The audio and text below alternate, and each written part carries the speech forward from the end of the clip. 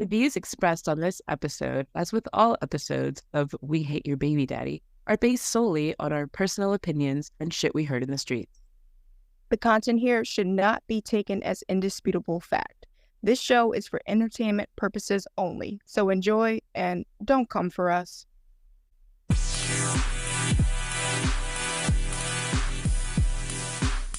Welcome back to another episode of We Hate Your Baby Daddy with Bree and Dee. Hello, hello.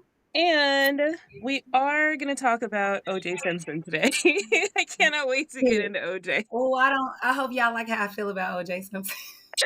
Okay, so this is a special treat for you guys. We have a special guest on the show today.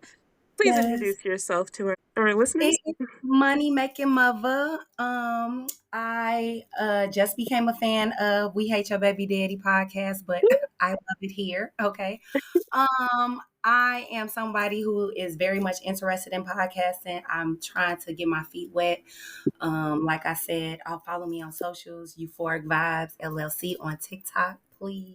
Euphoric Vibe LLC on TikTok. We're going to put your socials in the episode description. So anybody's listening to this, when you click on the show, it'll show where you can follow her. Thank you. Of course. I'm just glad excited to be here and talk the fuck shit, okay, about these. We're excited to have you. So how did you find out about our show? Twitter. X. Sorry. I was scrolling and I'm like, oh, I like that. And then I just got to liking and reposting shit on your page. And then when you reposted me, I get so excited when my favorite podcast reposts me. Like, I feel like I made it. So when then y'all reposted me, I'm like, let me slide in these DMs and see. Because I love it. Yeah, she commented, Dee on a tweet and she was like, wait a minute, can I come on the show and talk shit about my baby daddy? I was like, fuck yes, you can. I know some shit about that. Okay. I have an 8-year-old, so I've been dealing with it. We've been begging people to come on and talk shit with us. I swear to God. People are scared because you know how baby daddies be fucking assholes. So, it's scary to talk about it. So I'll say I do give a fuck about that. But then it's like, I feel I'm in therapy. I've been in therapy 7 years. Okay. Good for you. Period. Mental health is important. I don't play about that shit. But it's like, I feel like as far as that, it's like, be scared for what? Right, what you gonna do? You talk shit about me. Look, it's not my fault. You don't have a platform to do it on.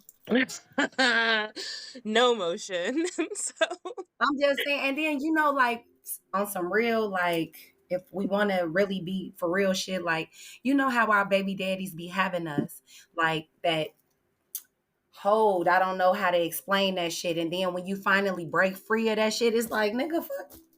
They're like a whole, I look at my baby daddy and I'm like, I can't believe we had a whole relationship. I was with you. Sometimes I literally remember he was really sick once and I'm like, I forget. I'm like, I don't even know if he lived or died. He's literally calling me right now. I'm going to ignore it. He's FaceTiming me. On sleep because I know my baby father gonna call me. When I say he FaceTimes me all the fucking time. Like, why do you FaceTime? And they pretend like they want to talk to the kid, and really they just want to. My baby guy has his own phone. And he just want to chop it up. Why are you he's calling me right now. Oh my God. You know what? Let's dive into it. Tell us about your baby daddy. What's his nickname? Brokey Jokey. When I read that, I was cackling. I'm dying. Brokey Jokey. Why is he Brokey Jokey? How did he get that nickname? First of all, I thought all day at work. I'm also a mail lady, so I'm just walking all day oh, they said I gotta have a nickname. Yeah. I'm like, oh, I gotta have a nickname. So I'm like, that nigga, what do he say to me all the time? What do he say all the time? On some I ain't got it right now type shit. I know you got it. What else he'll say? He called you big money. I got another child. Nah, he ain't never. If he come at me with that big money shit, I'm gonna treat him because that's not a compliment. I hate when niggas do that. That's you trying to be funny. Don't be funny. It's not my fault. I got my shit in order and you still trying to figure your shit out. I had to because of the baby. I don't got the same luxuries as you do. So I ain't had no motherfucking choice. How long were you guys together before Bitch, you go? 6 years. 6? I gave him 6 years. I mean, Mind we've all been mind there. I've been in that, yeah. After 3 years, we wasn't fucking no more. We wasn't sleeping in the same bed. But it was like I had that feeling like he not gonna take care of my baby if I don't be with this nigga. Thank you. I'm And glad to be you said honest, that because it's kind of true. Like, because once we stop fucking with them, everything changes. Then now they're I'm not gonna lie, he's there in regards to like he's not an absent father, but as far as like my son being with him, like physically being with him, no, my baby is always with me. My baby is literally always with me. that's Like exactly how it is for me. And literally, you too, Dini. Literally, I have to literally, remind him when we first separated, he was like, I want her all the time. I'm taking her from you. And now he's like, oh, I want her this week. And I'm like, you haven't seen her for 2 months. It's like for them, it's just like, so we obviously do everything, like doctor's appointments, any appointments, play dates, just raising them. we don't even talk to you about none of that shit. Like we don't even tell you half the fucking things we gotta do with them.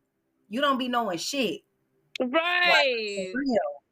But then the bar for baby daddies is so fucking low. It's like, okay, so he's around, so that makes him a good father. But it's like, that's just the bare minimum. Like, The it's so bare fucking like you annoying. literally we have and then it'd be like for instance, like you said, people be scared to come on here. It's because I'm already getting the bare minimum. Oh, he see me talking shit. He ain't gonna do shit. Do it really matter? We damn Right. near anyway. So, like, does he work or? Okay, so like I'm gonna say now he's doing way better, right? Okay. We're gonna say That's put good. a pin right there. But in years prior, he has this thing like he'll get in. We work for the post office. It's a very He does lax too. job, right? But like it's a very like as far as like attendance, like most jobs you don't come to work these amount of days, you the fuck up out of here. It's not like that at the post office. So my baby father would get in these spouts where he don't go to work, like for months at a time, bitch. Like Months at a time and doesn't get fired. no, that's how the post office is. Seriously, like that's how it is. Like, and it's bad. They working on it. They trying, but people so set in their ways. It's been like this forever. So he he literally like when COVID 2020 COVID. This is when we broke up. So it really didn't affect me anymore. Right. I ended up moving out. I moved with my aunt and I stayed there for 3 years and I saved to buy my own home. So good for you. Thank you, Queen. I bought my house in 2022.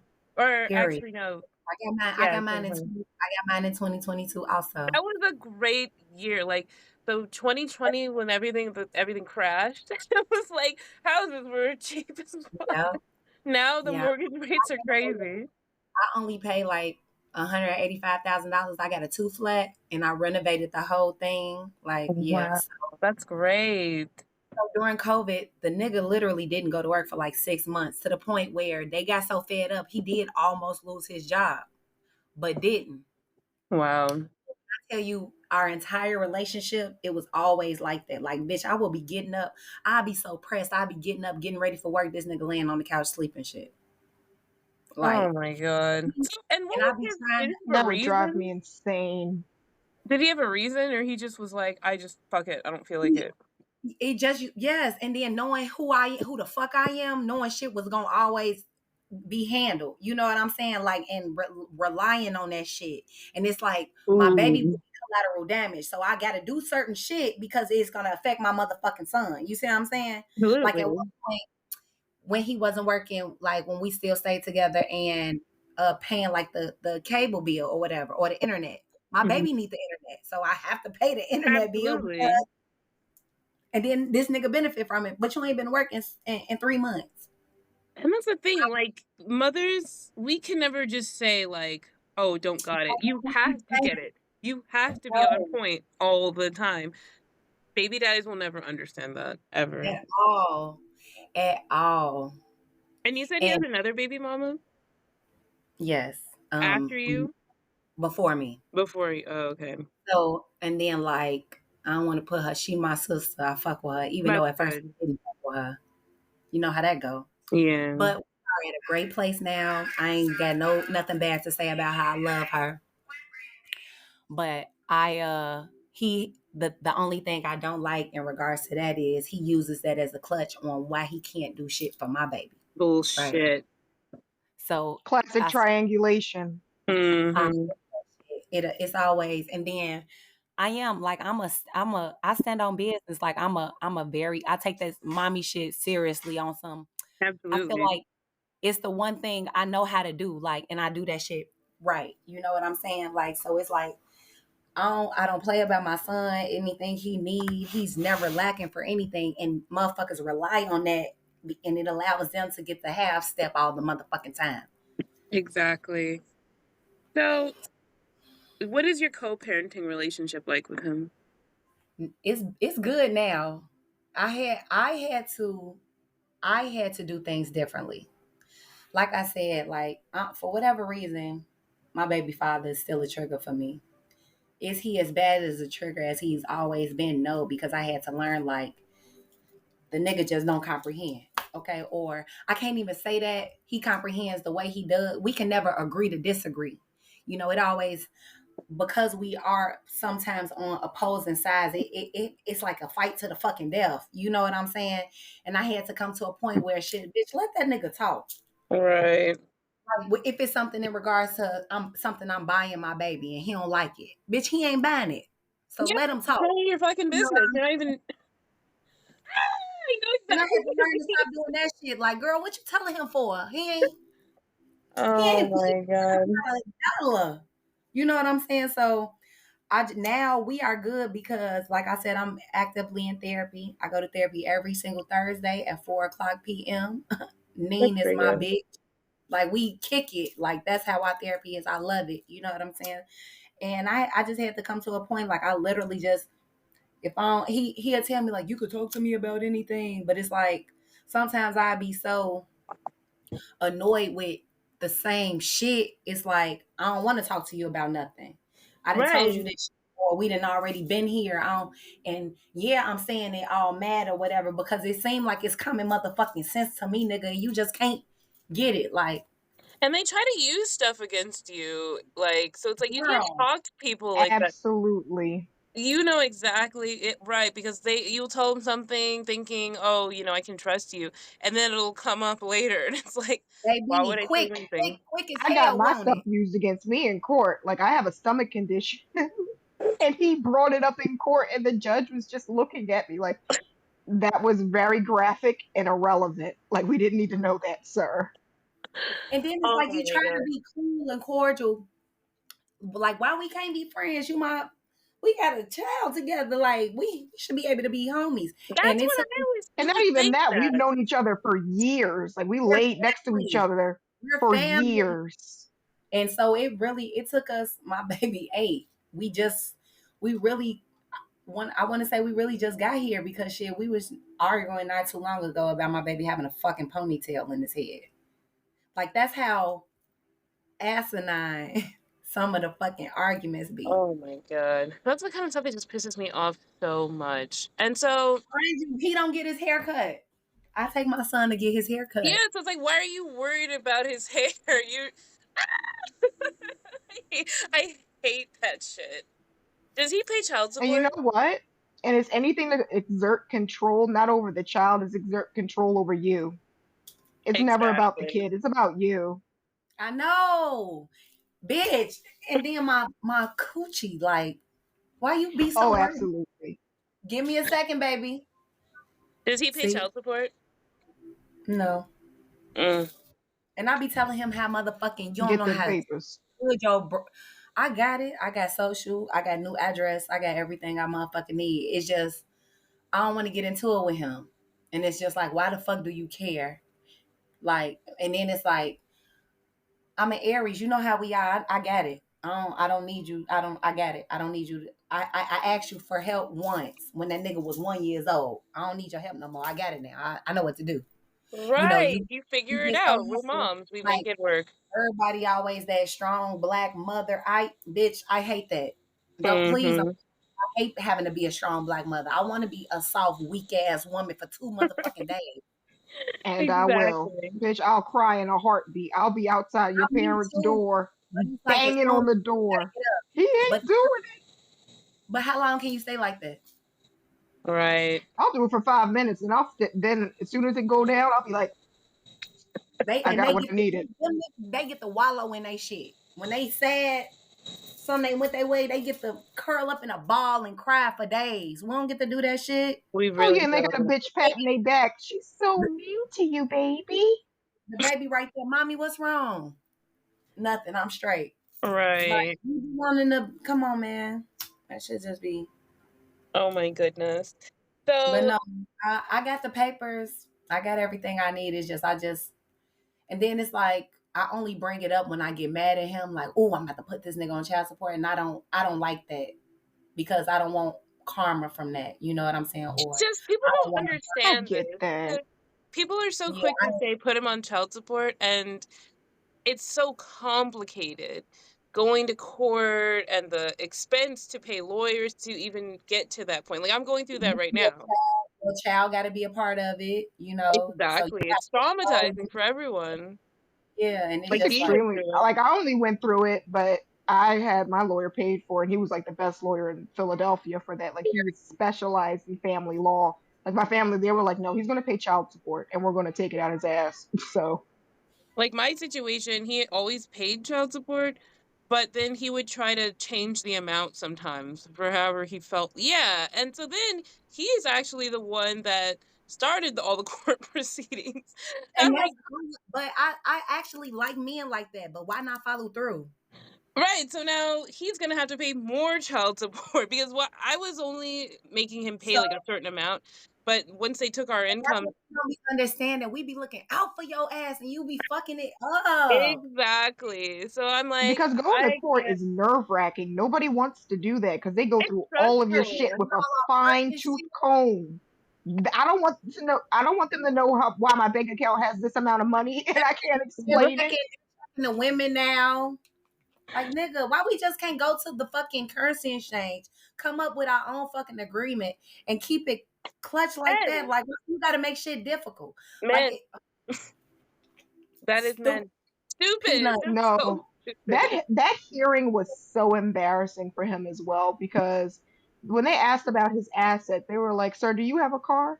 He's like, "Oh, I have my girlfriend's car." Well, who makes the payments on it? My girlfriend. I'm looking at him. I'm like, could you have tried to lie to make me look at least a little bit less embarrassed? You don't have a car, right? Or I'm tweaking, I'm tripping. Huh? I said, does that mean he doesn't have a car, or am I tweaking? Oh no, No. she says like chauffeur. She drives him around Right, so he badly car. cause Yeah, she be he's crashing and shit. right. So he don't have a fucking car. Okay. No, he No, don't know. he's a what's it called? Like he's like a leech. Like He's a he, passenger princess. he That, feet kicked up on the dash. No, I'm right. dead serious. Like he'll make that woman like he'll be like, go get the car seat, and she's like a small Asian woman, and she'll be struggling with that shit. Like She has no literally kids like of in the her sumo own. stand. She Yeah, allowed no kids that. of her own, You struggling can't with that car seat, and he's she just sitting there like, because I'll be like, you need to hurry up. you go get it. That's how he is to his girlfriend. Yeah.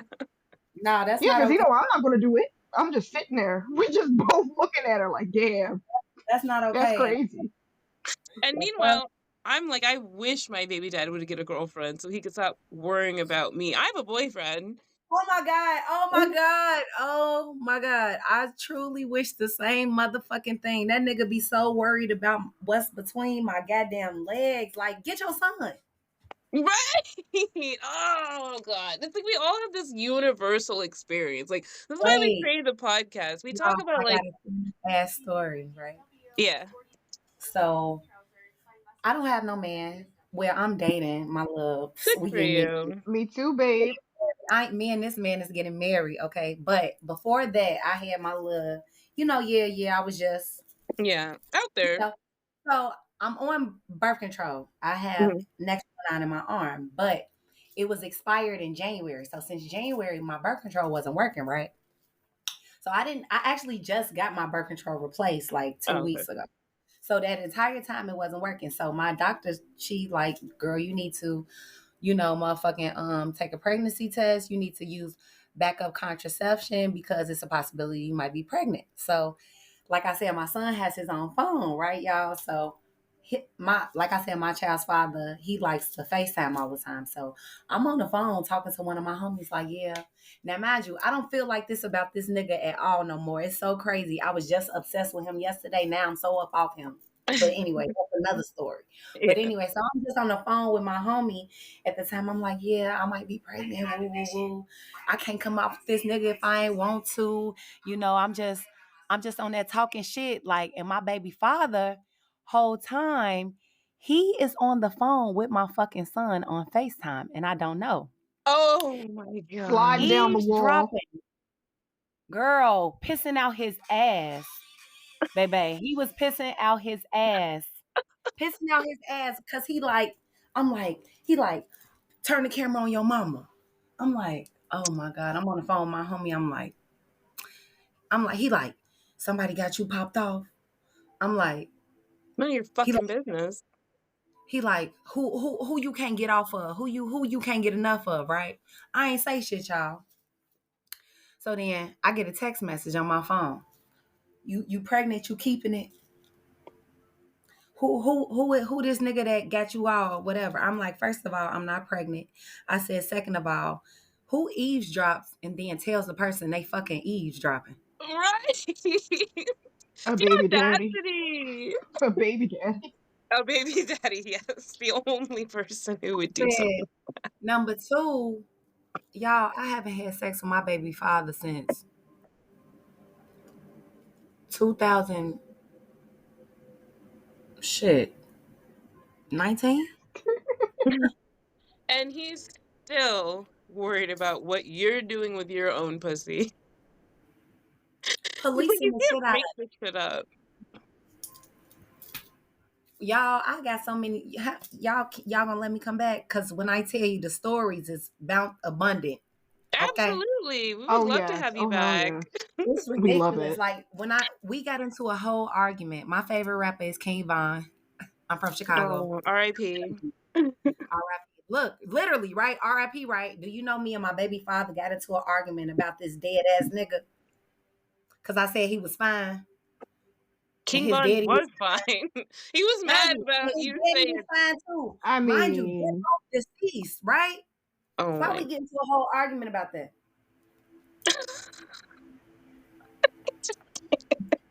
You can't make this shit up. It's like they just argue just to argue. Because how could you really seriously be mad about Mind you, he had a girlfriend. I was so happy he had a girlfriend. I don't know what happened, what she did, what he did, but I just be like, oh, get back together. Please, I fucking love my baby dad's girlfriend. She's in it through thick and thin, and I love her for it. I love that girl for it. I love how he look after, make sure I'm okay, make sure my baby okay all the time. But the shit, I just be like, that's not your business. How come it ain't? Yes, the fuck it. No, it's like literally not your business. You don't own me. Like, that's what they try to do. My baby daddy, when he found out I had a boyfriend, he lost his shit. And my baby daddy don't want me to talk to him about that shit. I can't tell him they can't deal with it. You know what people always say? Oh, choose your baby daddy wisely, blah, blah, blah. When you first start dating somebody, years could go by and things will be fine. Or even if it's like, oh, maybe this isn't the best. Sometimes you just get pregnant and then it's like. That's literally what happened. I just got, me and my baby father was fucking around for 4 months and I got pregnant. I didn't know shit about, we literally did not know each other. And then when we figured out about each other, we did not motherfucking, it was trying to square hole round peg. We did not. Right. And then if it doesn't work in any normal relationship, okay, break up, go your own ways. But when you have a kid, yeah, unfortunately, you have to work It's together. harder to detach. It's so harder to detach. That's the problem. People just Because don't get it. no, and then they look at, and then even like when I tell y'all I wasn't fucking that nigga for a long time, people did not believe me. No, like he literally slept on the couch, and me and my baby slept in the room I for was sleeping years. in my guest room, and he was in the master before I eventually was just like, you have to leave. Like, get out of it's my house, you know? Bree, I We got literally told you that story. Remember when I said like I rolled over and looked him in his face, and it just made me so mad. I'm like, get the fuck up out You're my like, no. the fuck up out the bed. And I threw the pillow on the bed. I'm like, get the fuck up out my bed. I don't even want to look at you right now. instantly just make, and then I think about when I was such a simp over his ass, like sick, and then Right. I thought I I was just so be in love with like, that man. ugh, like don't Like touch when he me. would go to work, I would like break down in tears. I'm like, oh god, oh my god. I used to Mind you, love him. know, like he got me first when I was 18 years old, so I had no context. Young and dumb. We were all Young there. and dumb. I was a baby, and he was I in was like his old and dumb. I mid got 20s. pregnant at 31. I Yeah, got pregnant at 26. But see, I had got out of a very long-term relationship, like an off and on, like my high school sweetheart. And he had got his. So let me tell y'all the fuck. See, when I say I be having stories, y'all, okay, so long story less long. My boyfriend before my baby father, we was trying to get pregnant. It just didn't work. You know, the eggs choose who they want, however the fuck that shit go. Whatever. Mhm. I swear. So one night I'm going through this nigga phone, and it's some bitch that work at his job, he talking to or whatever, talking about making this nigga some spaghetti or whatever, right? So I literally beat this nigga out his sleep. Not the spaghetti. That's the only time you can beat up a nigga. That's a man with Right. testosterone. You sleep, I'm about to boot a little bit, get a little bit in you, you know, because I know once you wake up, it's over, right? Boop, boop. He ain't know what the fuck was going on. Woke up, slumber, like, oh yeah, now we fight, you know. So he end up, mind you, I beat his ass over this bitch. Ain't nothing like that. They married with 3 kids now, right? Oh, The Look, spaghetti wow. the spaghetti did it. If you It's know, the you look, know. spaghetti. It's the The spaghetti. sauce. that's Yeah. what I was coming. So when him and I were breaking up, and I met my baby father, this is when I had first started working at the post office. I had learned not to eat where I shit where I eat, because he worked at the same station as me, but I didn't fuck with him until he left. And I was coming up out of that. Now they weren't married yet, but she was pregnant, right? So I'm like, oh, that shit over. Shit, you my high school sweetheart. I was thinking whatever. I'm thinking you gonna always take me back, because we went through a lot of shit. Like I said, baby, y'all, I got stories. Okay, so we broke up. That was final because he was having a baby, and then I got pregnant. Girl, I ain't know this nigga from Adam and got pregnant, but in 2013. I had to have surgery, and I only have half of my reproductive system.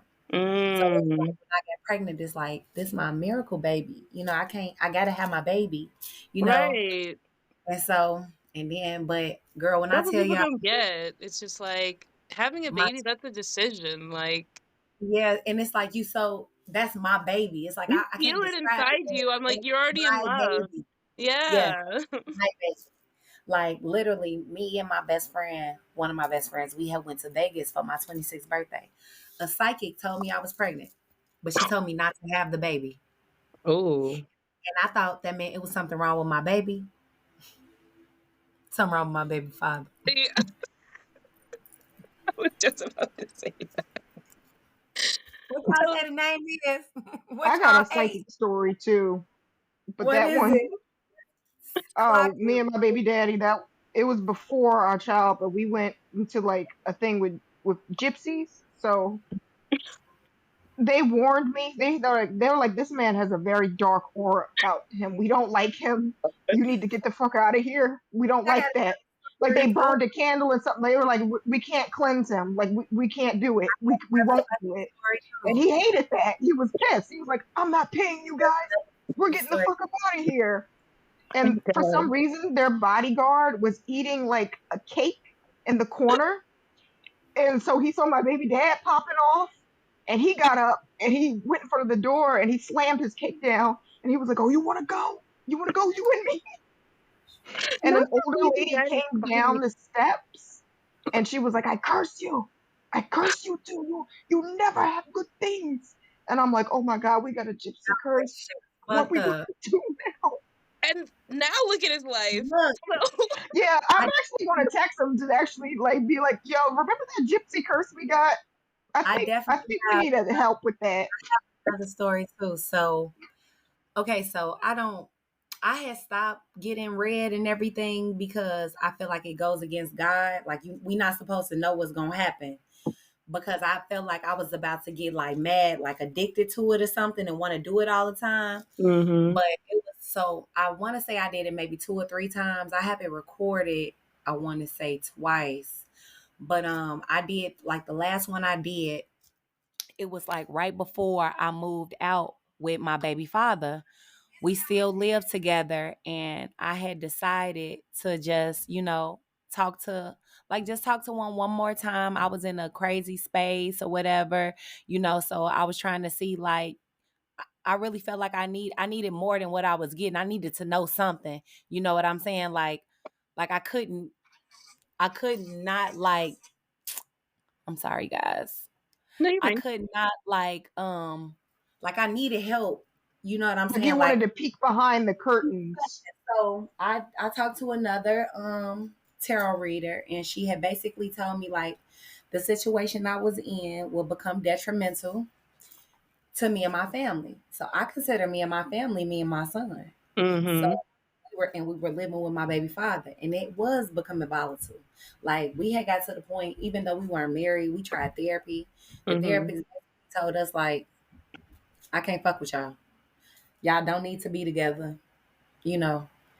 And like it was after this, like I said, we did become estranged, and we wasn't fucking. And like when we did fuck, I was can't say your name because I ain't thinking about your ass. You feel me? So it had got to that point. Like it had got to the point we fucking. He going soft on me. Like Mm-hmm. over. You know what I'm saying? So Mm-hmm. I had already been saving money, and I just ended up. My mother is deceased. It actually made 26 years she was deceased on the 12th. Me and my son actually did a balloon release earlier today, and Mm-hmm. my mother passed when she was 35. I made 35 this year, and like this shit happening, all of this, I just feel so blessed. Like when I tell y'all even giving me this opportunity, like y'all made my motherfucking like my Oh, birthday just passed. It's still Aries motherfucking season. You a fucking yes. Aries. My mother a fucking Scorpio. We Every vibing. day. Okay, So It's the it's like universe. yes, and that solar motherfucking eclipse shit. I manifested this shit, okay? Yeah.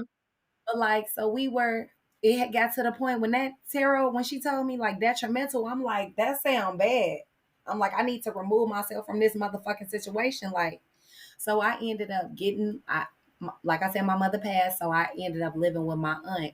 She's who took custody of me after my mother had passed. And I just Mm-hmm. moved home. I remodeled her basement. Me and my baby stayed there for 3 years. I saved a motherfucking $1,000 a month, and then I bought my own shit. Good for And you. I made it to the point where I want child support like a motherfucker. But because I don't need it, like we need it, like we always fucking need it. But because I'm okay, like I know, like I do numbers, y'all. Like I can show y'all this book. Like I literally write down everything I spend, like because I got to make sure I step for my fucking baby. You know what I'm Mm-hmm. saying? Who the fuck else gonna do it? So like me and him cool, and I do would like a set amount of money coming in every month, so I don't gotta guesstimate what you giving me. You know what I'm saying? Like, but then I think about the adverse effects of we cool, and I like much rather my peace, than Yeah, us you getting just don't into it. want to have that to be like over your head. That's Oh, a whole I thing. totally understand that. Because that's a whole other connection you'll have to have and have them involved in your life. It's just annoying. People don't yeah. understand that. But I have a question.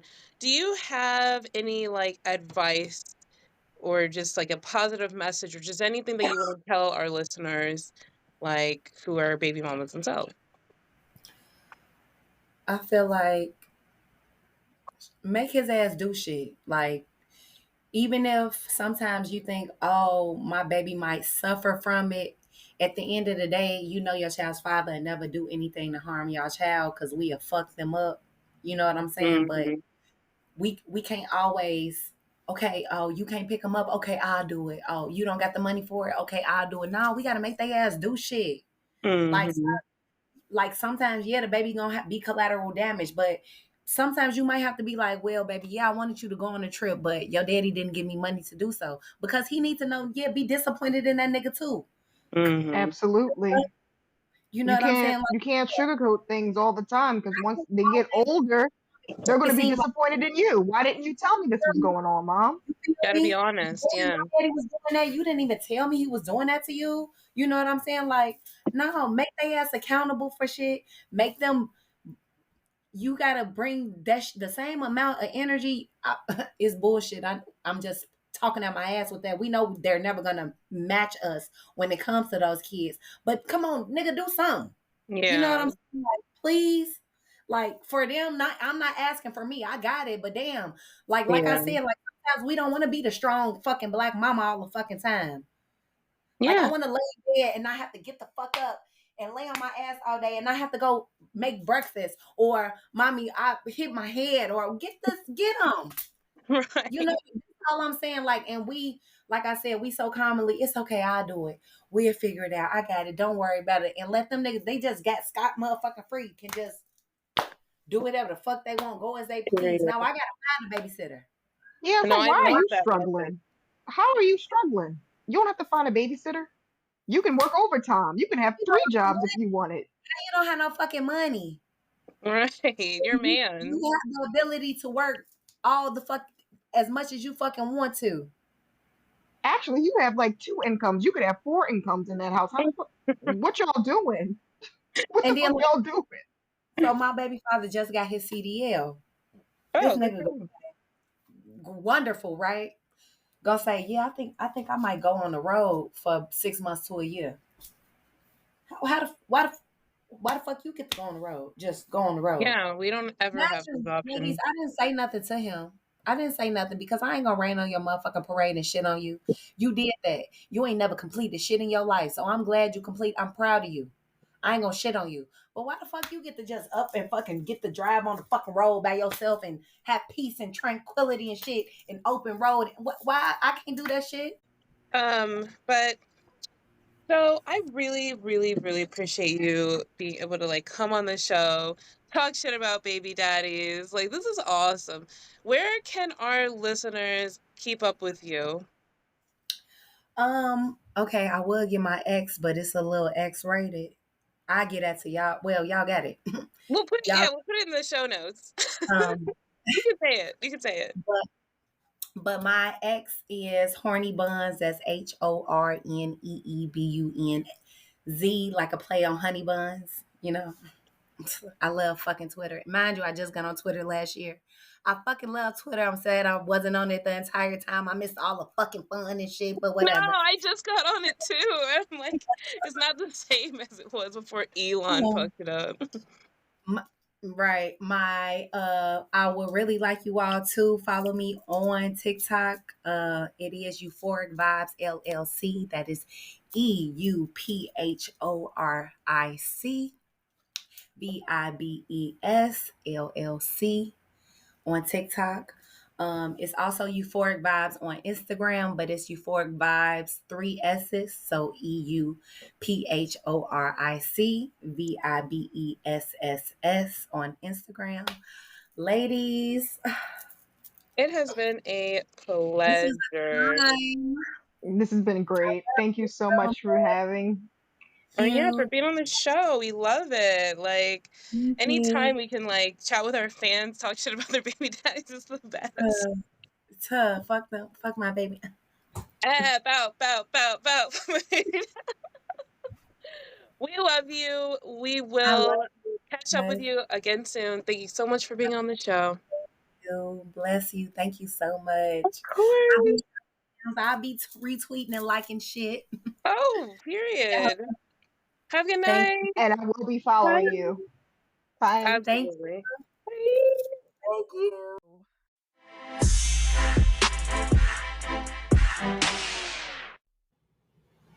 All right, guys. This episode deals with subject matter that may be very upsetting to some listeners. This includes the topics about domestic violence and murder. If this is not the vibe you're on right now, we understand that wholeheartedly and we ask you to please listen to one of our more lighthearted episodes. Love you and stay safe. Mwah.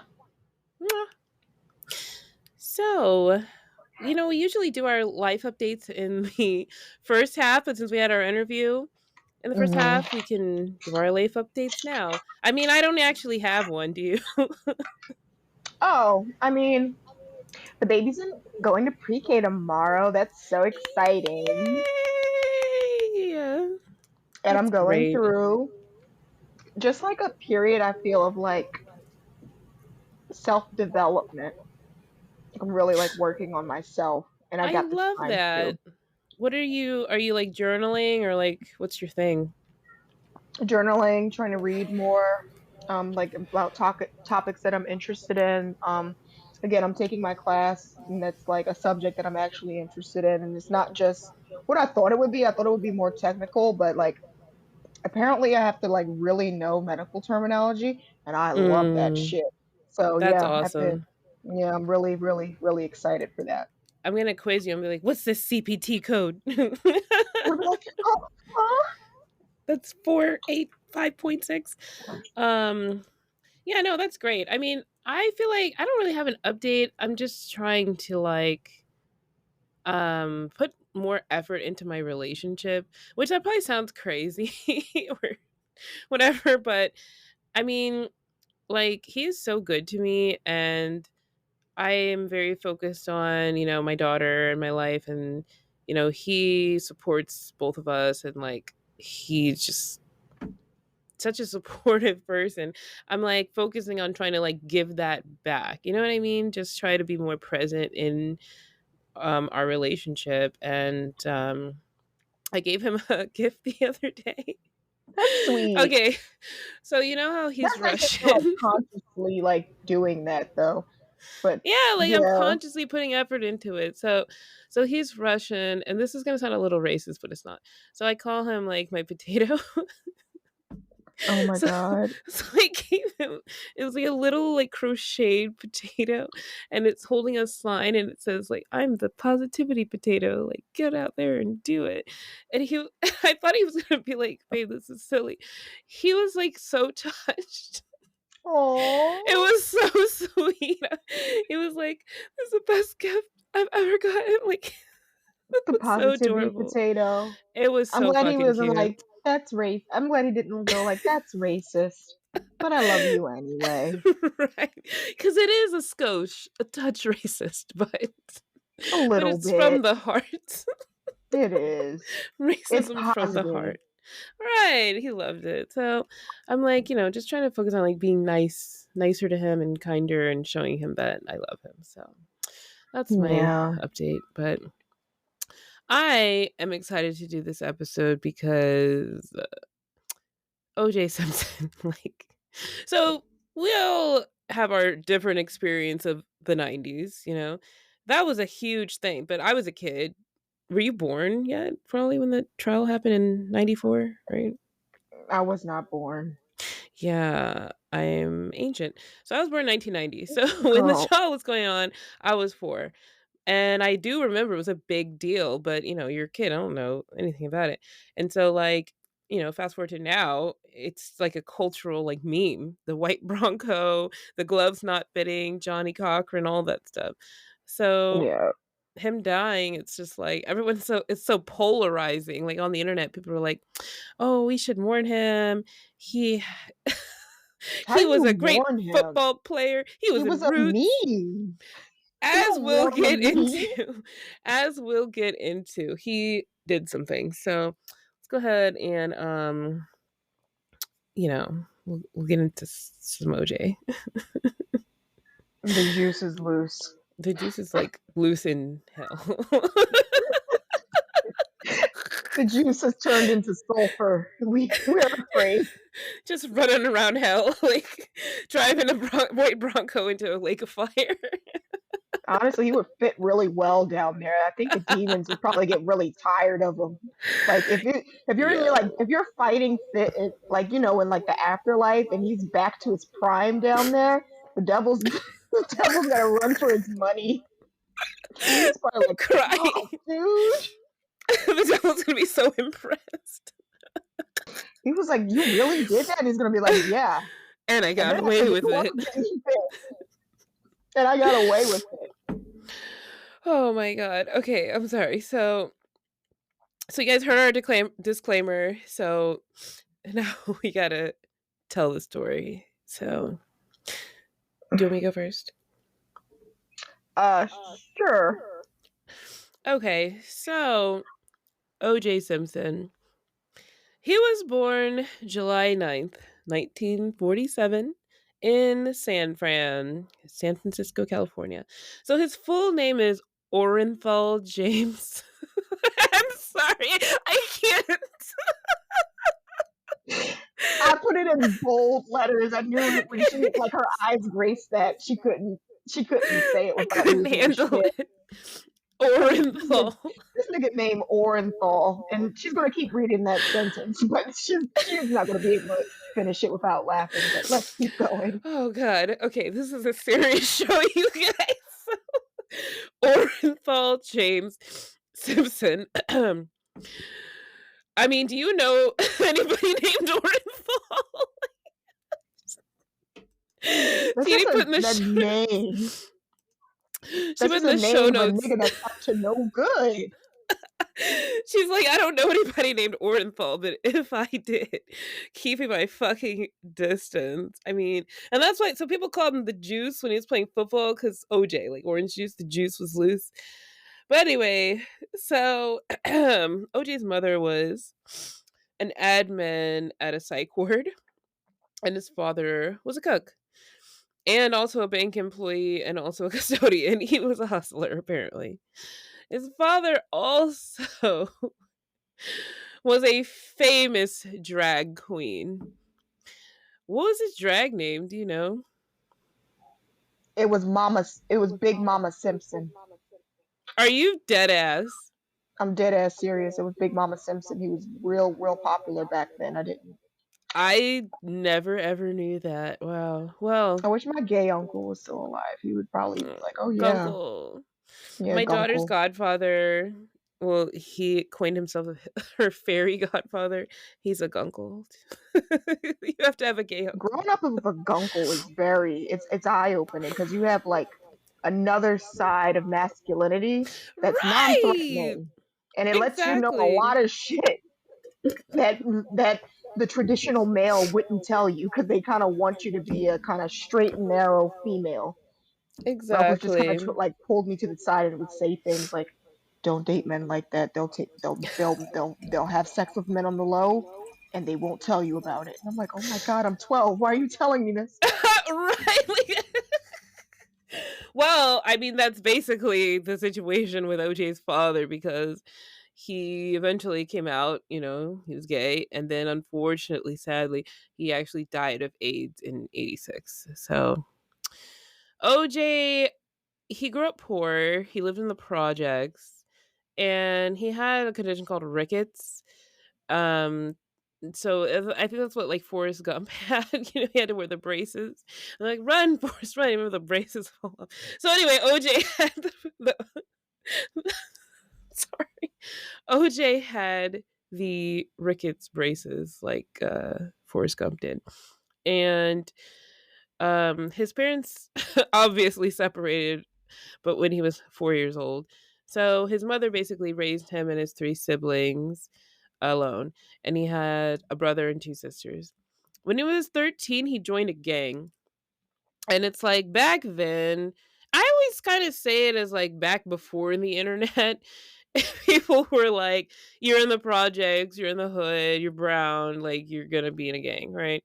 And it's like, once the internet came out, people are just on Twitter now. Like, there's no, people don't join gangs like they used to. But that's just what happens. You're poor. They're like, here, you can get money selling drugs or like pimping out girls or something, and you don't have any other opportunities, so you join a gang.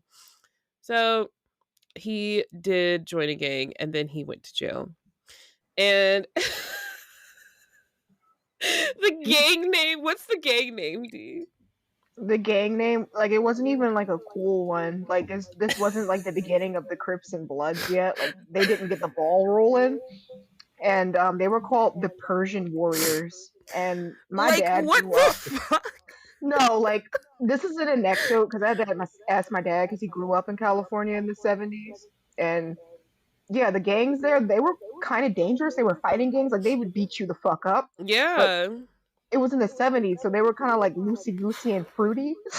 Like, he was like, after school, I had to get home real fast, or like a cool cat would come up to me real smooth and be like, hey, you want to join a gang? And he'd be like, no, I don't do that. That's really lame. Like a nigga in bell bottoms and purples, like, you want to come join the job turkeys? Like, absolutely not. No. The Fruity Loop Troop. It's like, you want to join the job turkeys and shoot some heroin? Like, no, I don't want to do that. In that order, join the Jive Turkeys, then shoot heroin. Yeah, that fucking sucks. I didn't want to do that. So he was like, yeah, I had to go, like, as soon as you stepped out of school, they would just be leaning on a pole, dressed in purple with a feather hat. He's like, I had to get the fuck out of there and go directly home. Hey, little nigga, don't you want to be a Persian warrior? No, get away from me. Can you just imagine that? Like, it's not like Bloods yet. Like, they're not cool. They're not throwing gang signs. They're not wearing, like, particular colors yet. Like, it's just a nigga, like, probably with a real deep V-neck and real tight jeans and an afro. This description's fucking sending me. Oh my god. But we digress. Yeah.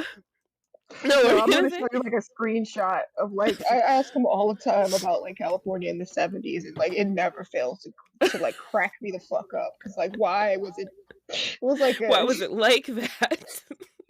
It's like a fucking cartoon. Like, did you ever see Fat Albert? Yeah, it was like that. Yeah, like, no, California 70s was like Fat Albert, but if it was on Adult Swim. It's like Fat Albert and Aqua Teen Hunger Force had a baby. I am weak. And I'm like, did that really happen back then? He's like, absolutely. That's real life. Oh wait, so one pause. I'm gonna send you a meme that I sent him about California in the 70s, and it's gonna kill you. So I'm just gonna do that real quick, and you can continue. Okay. So we digressed, but and actually, I want to point out something. Someone told me, a fan of the show, they're like, "You guys get off topic a lot," and I'm like, "Yeah." And I told Dee this, and she goes, if you want to stay on topic, read the Wikipedia page about these men. But if you want to hear us bullshitting, joking around, that's why you listen to this show. So anyway, OJ's high school girlfriend and future wife, her name was Marguerite. She said he was a piece of shit even in high school. And his friend from high school is quoted as saying, he's a great guy, but he wasn't any angel. If circumstances had been just slightly tilted instead of a football star, he would have been public enemy number 1. That's what his friend Joe Bell said about him. And we'll get into, like, why. But anyway, so he got arrested a third time for just terrorizing people. There was a black baseball star by the name of Willie Mays. He straight up was like, OJ, please stop. Like, just chill. Why do you have to be fighting all the time? And so OJ was like, you know what? Okay, I'm going to chill. Briefly. started playing football in high school, which I guess gave him an outlet so he wasn't out to fight and beating people up. And then he played it in college, and then he made it to the NFL. And so, unfortunately, sorry, Willie Mays, but OJ was like, you know what, I'm famous now. I'm gonna keep punching women. Like, he didn't stop. Willie Mays tried. He really tried to stop him. Like a literal black legend tried to stop him, and that did not stop him. And it was like so random that he just came across him. That's Girl. like if, like, I don't know, like if Diddy crossed paths with, like, who's like the famous, Like- the other famous black guy like that I was was in thinking of baseball? I know who you're talking about. I can't think. Like the original, like he was in the Negro Leagues. I know exactly who you're talking about. Wait, let's Google it. We should be hung for this. We should know this. It was just February. Jackie I know. Robinson. Satchel Paige, Jackie Rob, yeah, Smokey Joe. Like if someone approached Diddy and was like, "Hey, maybe don't drug and like rape everybody you come across," and Diddy's like, "Okay," and then you know what? No, I want to be terrible. That's basically, that was just like a random event. He was just like, I'm going to choose the bad option. Also, check your phone. I sent you the meme that I asked my dad, and he was just like, yeah, that's basically what it was like.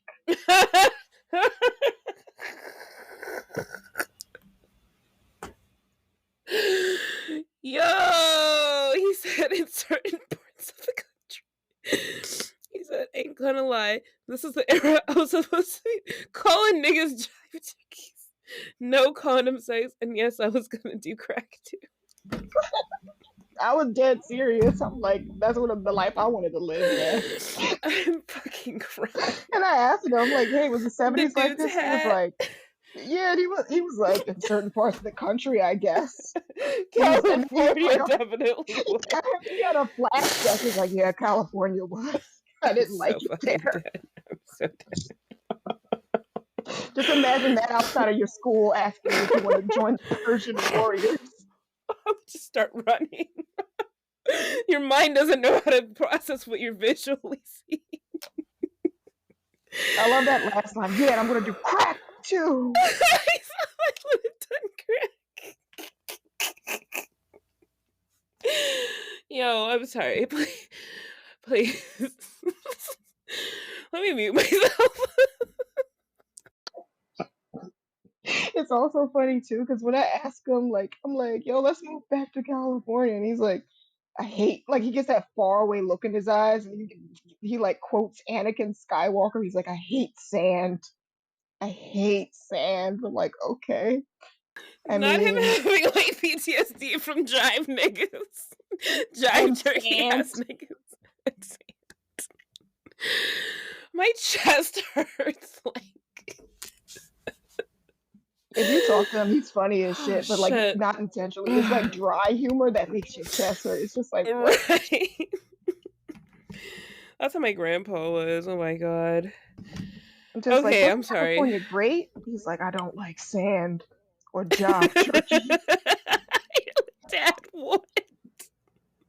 Like, okay. What do you mean? I'm gonna pee myself. Diddy, stop, please. I'm like actually gonna pee myself. Okay, I'm sorry. He said one day when he came home, he asked my grandma, he was like, you know, 3 guys came up to me and they asked me, did I want a red devil? And my grandma was real confused. She was like, what the fuck was that? Like a light skin? And come to find out, it was just amphetamine pills.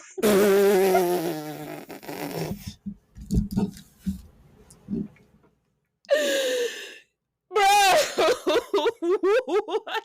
Okay, you know how in Dare to like just say no, but it's like nobody usually randomly offers you drugs, so it's like that was a for real situation. They definitely Someone's did. like, it was red devils and black beauties, and you would be like, are you offering me prostitutes or drugs? And when he came home and said that, she was like, were you going to get trafficked? And then she thought about it. She was like, oh, they were He was offering you not safe. speed. They were offering you speed. I'm glad you said no. Oh God, Nancy Reagan, the throat goat. Like she had a point. I'm actually Okay, I'm taking sorry. back. I'm glad we didn't stay there. I would have had a dark life. Girl, people run up to you, Black Beauties? What? Just Didn't I tell you, like, when I visited my brother, I was, like, outside an In-N-Out, and, like, these Mexican guys weren't sure if I were Hispanic, and they came up to me, they was like, where you from? I'm like, Philadelphia?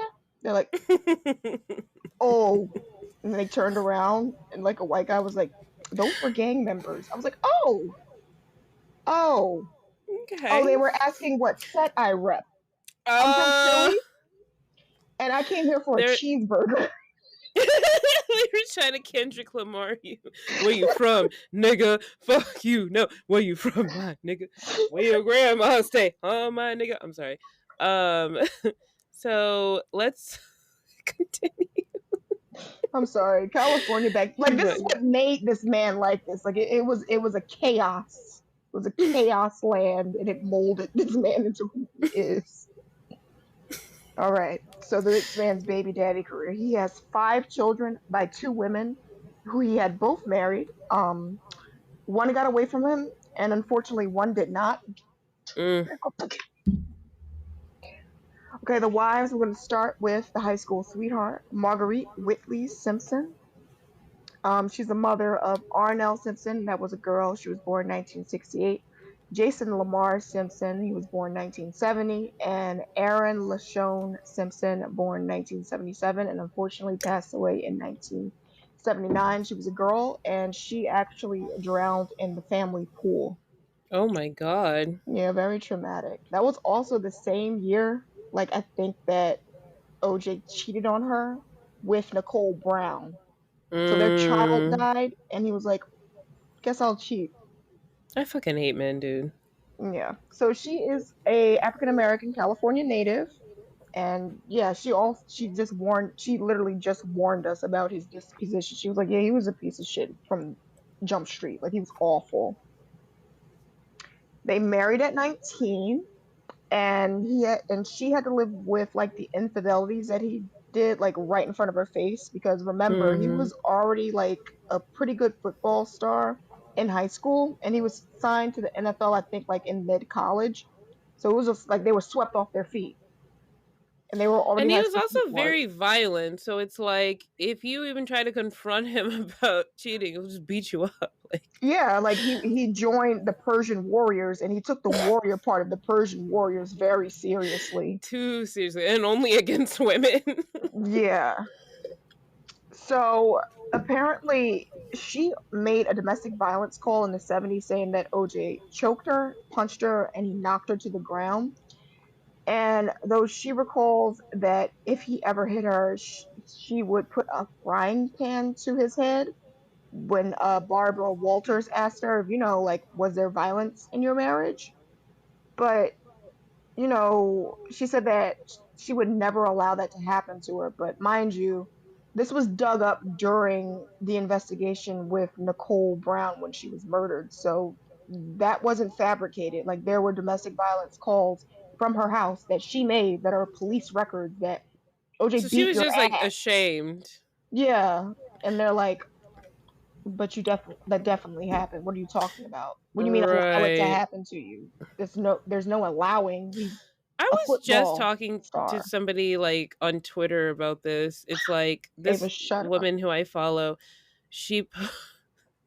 this woman who I follow posted that when she was in a domestic violence situation, she was too embarrassed, or I guess didn't think it was like that bad, so she never went to a domestic violence shelter. But she's like, in hindsight, yeah, I was getting my ass beat, I should have gone. But it's like people can be in abusive relationships and just not even really know, like, because people need to define what is abuse. Yes, hitting, punching, choking is abuse, but there's verbal abuse, psychological abuse, financial abuse, and you can go to a shelter, get help. But it's like so many women are like this girl, oh, I would never allow that to happen to me. Honey, it did. Like, it did. Yeah, I think they just like Mentally, take it It's out hard to of their process. brain. Yeah, and like Yeah, you don't want to think that it happened to you, but like honestly, that kind of happened with me. Like not being allowed to talk to my friends and having my phone going through like every night when I fell asleep and that is abuse. having my whereabouts being reported to him by people and Mm-hmm. like me not being able to leave the house without him knowing when and where I was at, that wasn't normal. I was just Mm-mm. thinking, oh, he's very protective of me. Like I'm younger than him. He's scared something's going to happen to me. No, it wasn't. He was No, just just very control. possessive. Right. Yeah. So it's sad that she went on live TV and said, "I would never allow that to happen." When it's like, yeah, it did. Sorry, but Honestly, that was legally like kidnapping. Like if I ever called the right. police, I would be like, oh, he's just not letting me leave the house. They're like, that's kidnapping. It's like unlawful. What's the word? Imprisonment. Imprisonment. Yes, Yeah, it kidnapping is. and It's unlawful imprisonment. imprisonment. It Yeah, like is. yeah, like any like also if anybody's listening and that happens to you, if you have a partner or anybody that physically blocks an exit and you're trying to leave or they take any means of you getting out of the house like your keys or your car keys, that's unlawful like imprisonment and restraint. Call the cops. They can get Absolutely. in Call the big cops. trouble for that. Call the Mm-hmm. cops. Yeah. Moving So I'm on. sorry. Continue. They separated multiple times through the 70s because like she just got sick of his shit, and honestly I think that's the only way that she could really get away from him because again this is a football star, one of the best football stars in his best shape. Then you can't beat this guy even if you did have a frying pan, so she just separated from him. So they finally got divorced in 1979. She got alimony and only $1,500 in child support. And mind you, he's a star player in the NFL and he lives very lavishly. So she sued him for Fucking back evil. child support in 1981 for $26,000. And he dragged his feet and she was eventually paid only in 1986. Good for her. 5 years of her waiting for that though, waiting for that payment. She was just getting that 1,500 a month from an NFL star, like the NFL star. Like people don't realize how big OJ was back then. Like he was the Major. player. He was in a bunch of ads, and that's what made his like celebrity rise. Like, yes, he was great at football, whatever, but he would do these like famous commercials that, I don't know, I don't watch ads anymore, but like back then, that's all you had. TV, certain channels, you see these ads. He became like a household name. Like he was getting sponsorships. He's making big money. Yeah. So we fast forward a bit because she's a very private person. Like after she divorced OJ and she got what she wanted in child support and alimony, what happens between Nicole and him. And strangely, she supported OJ during the murder trial, despite the confirmed claims of domestic violence. And she claimed that he wouldn't murder or hurt anyone. And And that's just a she's sign that he really abused the fuck out of her for her to think that, like, Yeah, he really had a hold on her because even to this day, you'll look on the properties that she owns and she still uses Simpsons on her record. So, oh and she's goodness. been married twice after that, but she still uses Wow. Simpson. Dude, my boyfriend would. So, I used to be married, and my last name is still my married name because getting your name legally changed is annoying. But my boyfriend straight up told me, so he wants to get married, and he straight up told me, he's like, "You're changing your last name." Like, it's a pride thing for men. So to be married like twice and still keep Simpson, like, that's weird. Yeah, so she's like very quiet these days. Like nobody knows what she's doing, where she is. And yeah, like she makes her own money. Actually, when I think like the head of her family died, they actually had like a very profitable family business and she inherited like a lot of money from that. So Oh, she's good for living pretty her. well. Yeah, she's living pretty well. She was like basically an heiress. She's just out in California, minding her business with her That's kids. great. And so they Yeah. had 3 kids, right? Yeah, 3 kids, two living. Right, right. Arnell, Jason, and then Aaron is the one Yeah, who Erin was the drowned one that at passed 2. Yeah, at it's two. sad. Yeah, it was awful. Okay, and then we have the second wife, Nicole Brown. That's the big one. Mm-hmm. So she is the mother of Sydney Brooke Simpson. She was born 1985, and Justin Ryan Simpson, who was born 1988. She was his mistress turned wife. He murdered her. There's no. Allegedly. We No, he can't can say sue us. allegedly. He's He dead. did. No, he did do it. It was proven in civil court. He murdered her. Like Right, he there did was a it. civil trial. And that's what people don't understand. There was that big public trial that he was found not guilty, whatever. But then Nicole Brown's family, there was a civil trial, and it was found that he did. And so when people talk about his book, which was called If I Did It, he had to pay royalties from the book to the Browns, the Brown family. And so they changed it to say, I did it, and put the if really small. And so that's why people think OJ wrote a book called I Did It. But no, that's not quite what happened. So, but anyway, I'm sorry, go on. Yeah, so he met her while she was a waitress in a Beverly Hills nightclub, and he began dating her while married to Marguerite, and Marguerite absolutely knew about it because he, like I said, he just put it right in front of her face. Like he just did what he wanted to. And what were you gonna do about it? He's gonna beat you the fuck up. So Right. she was 18 when they started dating, and OJ was 30, because of course. Ugh. Of So they were course. married in 1985, and that was 5 years after OJ retired from football. And OJ absolutely tortured her with domestic abuse, like way more than Marguerite, I think. Like to the point that I don't think that she would even be seen outside with how often that she was beaten.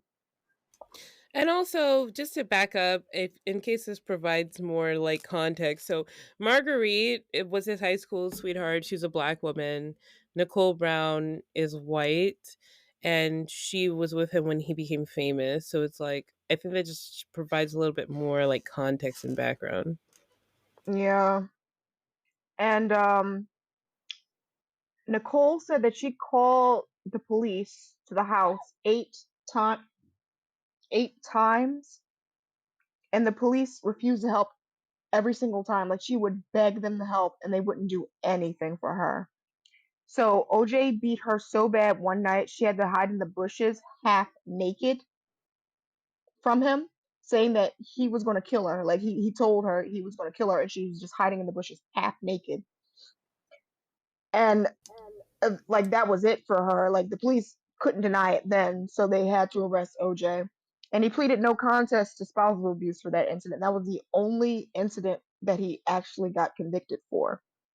But mind you, there were 62 recorded incidents of abuse against Nicole by OJ. 62 is fucking insane because even one having to call for help because someone's beating you so badly, it's hard. It's a hard thing to admit. Like we just said with his first wife, it's hard to admit that you're being abused. And so one even is hard. 62, 60 fucking 2. And Wild. imagine, like, just imagine 62 separate incidents of a star football player just hitting you in the head. A big, strong athlete. She's just small, just regular person. And he's just whooping your ass. And so 62 recorded incidents. 62. And statistically, people will tell you, we actually just said this, I think, in the last episode, the Diddy episode, that if Absolutely. someone's choking you, yeah, there is like a 500% chance that he will eventually kill you. And that's how domestic violence is. It's like it just keeps escalating until eventually he kills you. And people pretend this isn't a thing, but that's what happened, right? Absolutely. I mean, so she tried to get away from him. She filed for divorce in 1992 for irreconcilable differences, in addition to, like, the vicious beatings that he gave her. But it's so funny that she said that OJ had this jealous streak, but again, this is what I find also with very jealous and possessive men. He was having an affair this entire time with a video vixen called Tawny. Right. Like, it's like, what are Tawny you jealous for? Katan. Yeah, that's how you say And Tawny it. Katan in the 90s, big video vixen, like big model, like Tawny Katan. Yeah, the whole time. But then accusing her of, oh, a guy looked at you, I'm gonna beat you up. Like, what? There's no logic. Yeah, and like all through this, like he's never leaving her alone. He's stalking her. He knows where she is, where she's been, who she's been talking to. Like he never leaves her alone. So she's like, oh my God, fuck it. Like I might as well just go back to you. So they attempt reconciliation in 1993. Like, let's try it again. And he went right back to beating her ass because he found like a picture of a guy in her house, just like a friend, just like a Polaroid of a Right, friend just a that she was with. friend. And I think wasn't this after she filed for divorce, so it was It was after the fact, right? absolutely after. It was after the divorce was even finalized. Like there was no overlap. After, and this was like during his affair. Like he never So stopped she could seeing have that been girl. doing whatever she wanted to, but he was just so possessive. So, O.J. Simpson, did he do it? Yes! Again, there was a civil trial which found that he was liable for her death. And so, Nicole Brown had a friend, and her friend's name was Ron Goldman. Nobody really talks about Ron Goldman, and I feel like it's kind of sad because the focus is a lot on Nicole Brown Simpson, yes, like, but Ron Goldman also was a victim. So, back in like it was like 93, Nicole Brown and Ron Goldman were both found brutally murdered outside of her home. Like, it was very brutal. And listen, we're not a true crime show. We're not going to go into the detail. You can look that up on your own. But literally, like, the only suspect is OJ, because why would anybody else? There was no one else who had a vendetta against her or him. And so you see online the people that are defending him, warning him, they're saying Nicole Brown was a drug addict and they were doing business with the mafia. That's a lie. That's just a made up bullshit. You know, I forgot who it was. It was like a pathologist or something that like examined the case, or like there was like a team of them or whatever. They're like, there has been literally maybe one murder in the history of murders where a random guy who never knew a man and a woman together murders them viciously with a knife. They're like, that doesn't happen. Right. And so it's like, situations like Marilyn Manson, not Marilyn Manson, Charlie Manson and the Manson murders. He was trying to start a race war, so he's like randomly murder people. That is rare. That's not a common thing that happens. Most of the time, if you're being brutalized or murdered, whatever, it's by someone you know, because for obvious reasons. But as a society, it's like we don't process that. It's so annoying. So the only fucking suspect is OJ. There was never any other suspect or person of interest in that case ever. And so the cops obviously had like a warrant out for him, and they were like, get down here, turn yourself in. The famous police chase in the white Bronco at a low speed. There were cop cars, there were helicopters, it was televised in the 90s. We're all watching, like, kind of like the January 6th thing. We're just watching this, like, this is really fucking happening. He was just running. And so he had a pistol holding it to his head because that's what manipulative, abusive men do. I'm gonna kill myself, blah, blah. No, they're too narcissistic to ever really do that. But anyway, so his lawyer was Robert Kardashian, which you can listen to our episode, our part 1 of the Kar Jenner baby daddies episode that we did. Go back and listen to that to learn about him. But anyway, he was on the phone with him and he was like, take my suicide note, release it to the public.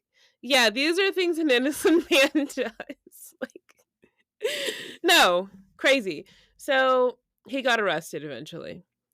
When the police searched the Bronco, they found $8,000 in cash, clothing, a disguise kit, passports, and family photos. Like, this nigga was trying to leave.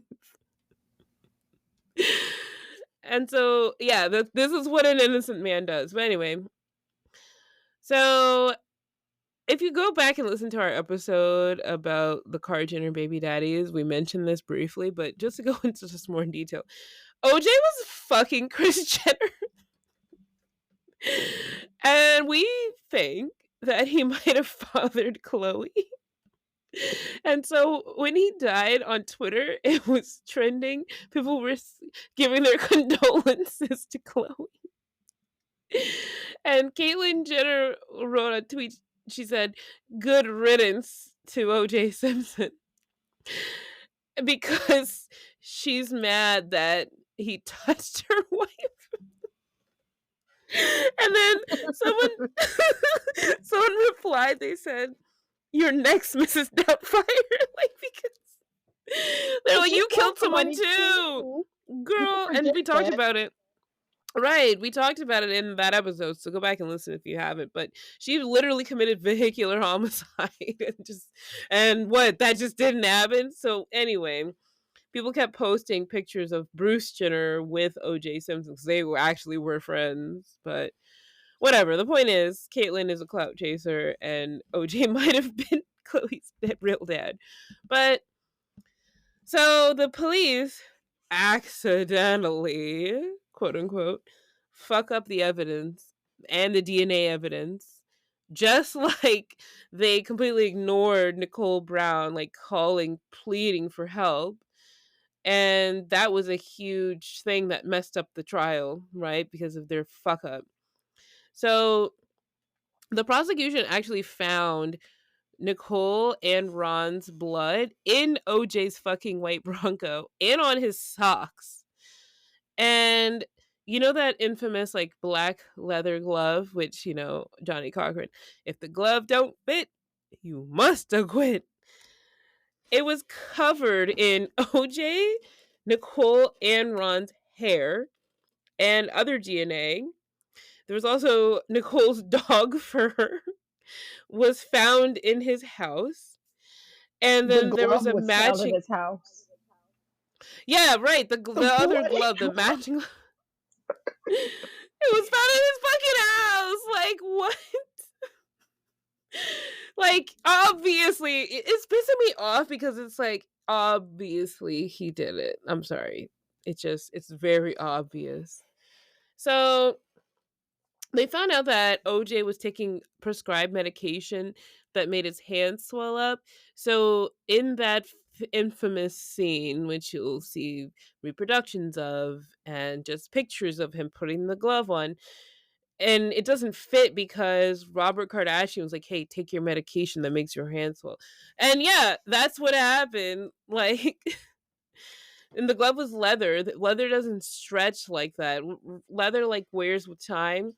But like they weren't even the same gloves, right? I think it was the same brand. It was like was it the evidence gloves? I don't even really remember.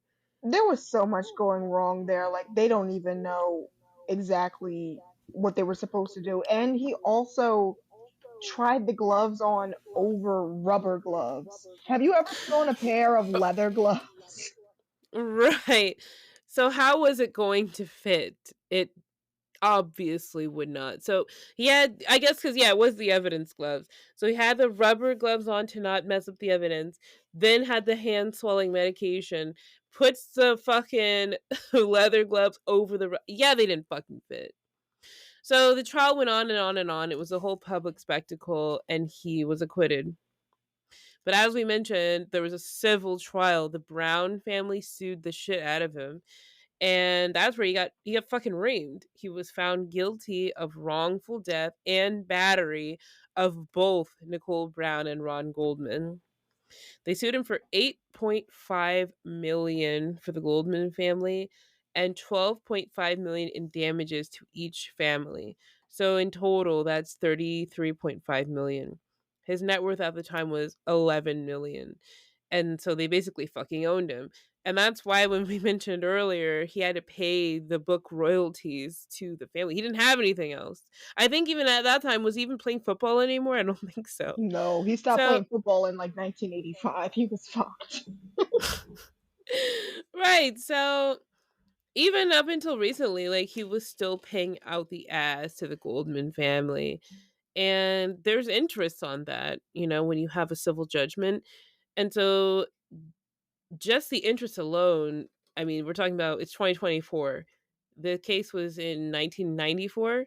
So 2 decades later, the interest accumulated to $96 million. They tried to take his NFL pension, but he moved to Florida and that complicated things, so they couldn't get it. And so O.J. Simpson famously said, "I'm not black, I'm O.J." And so the reason why he said that is because, so he grew up poor in the projects, whatever, had a hard life growing up. But he tried to like distance himself from blackness. He's like, "I'm famous now." And you see that with a lot of black male celebrities. "I'm famous now. You can't like look at me as just a poor black person like I grew up. I'm not black. I'm OJ." Dumb. And But then, he tried to say drop their starter black wife and find another like woman that's as a white as white they wife. come. Either white or Asian. Gotta pick Yeah. one. Or just light skin. Ambiguous, Weird like face, white skin, white. like If they go the Cat Asian Williams. route, 10 years down the line, they're gonna come out as like bisexual or gay. They're gonna be like, "Yeah, she was a good beard. We loved her though." This an Asian wife's the So gay dead. pipeline. It's there. I swear to God. So he tried to say like people are being racist just because I'm a black man. That's why all this is coming out against me. But he didn't even fuck with black people. He distanced himself from blackness. It was bullshit. But I mean, his legal team was so good. They basically were like, "Hey, OJ, stop fucking talking." And that was back before social media. If he had Twitter at that time, people would feel like you're fucking guilty. But he was quiet. And so that's why black people, when they heard of it, the trial, they're like, you know what? There were all these racial tensions in LA at the time. There were race riots over other things that were happening. And so a lot of black people did support him.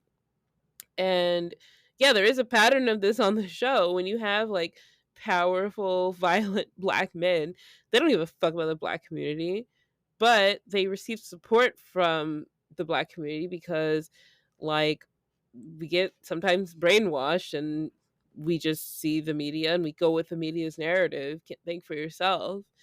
And so with the Rodney King situation that occurred just before that, where the LAPD like beat him up, I think they even planted evidence on him.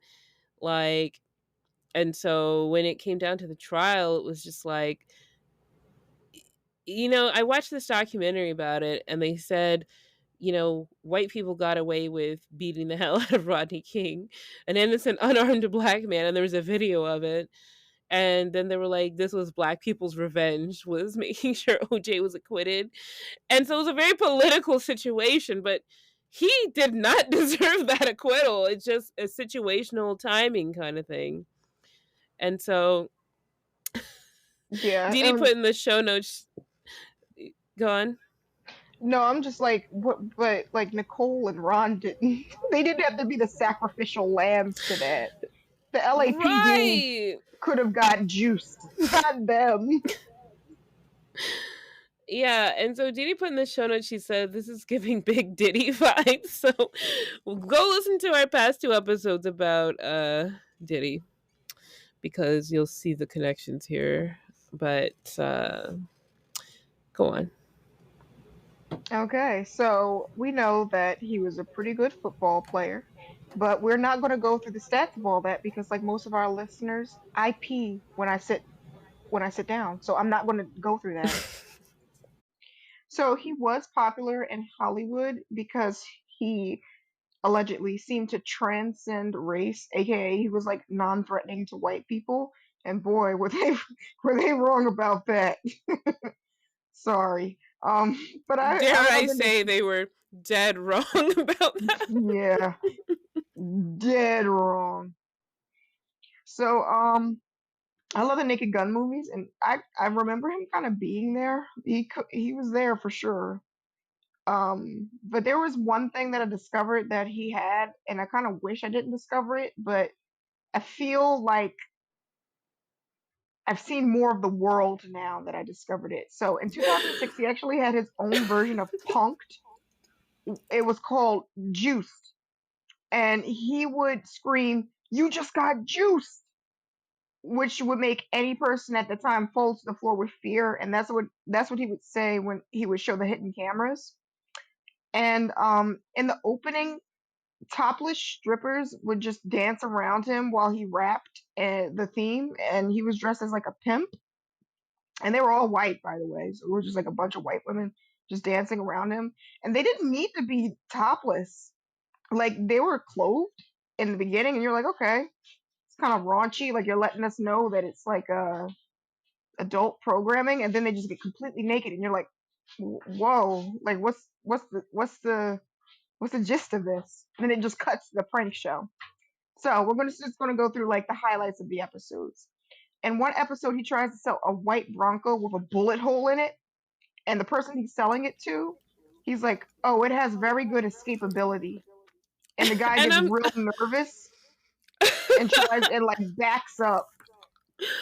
I'm sorry, was he so it's just him being himself, or was he pretending to be someone else?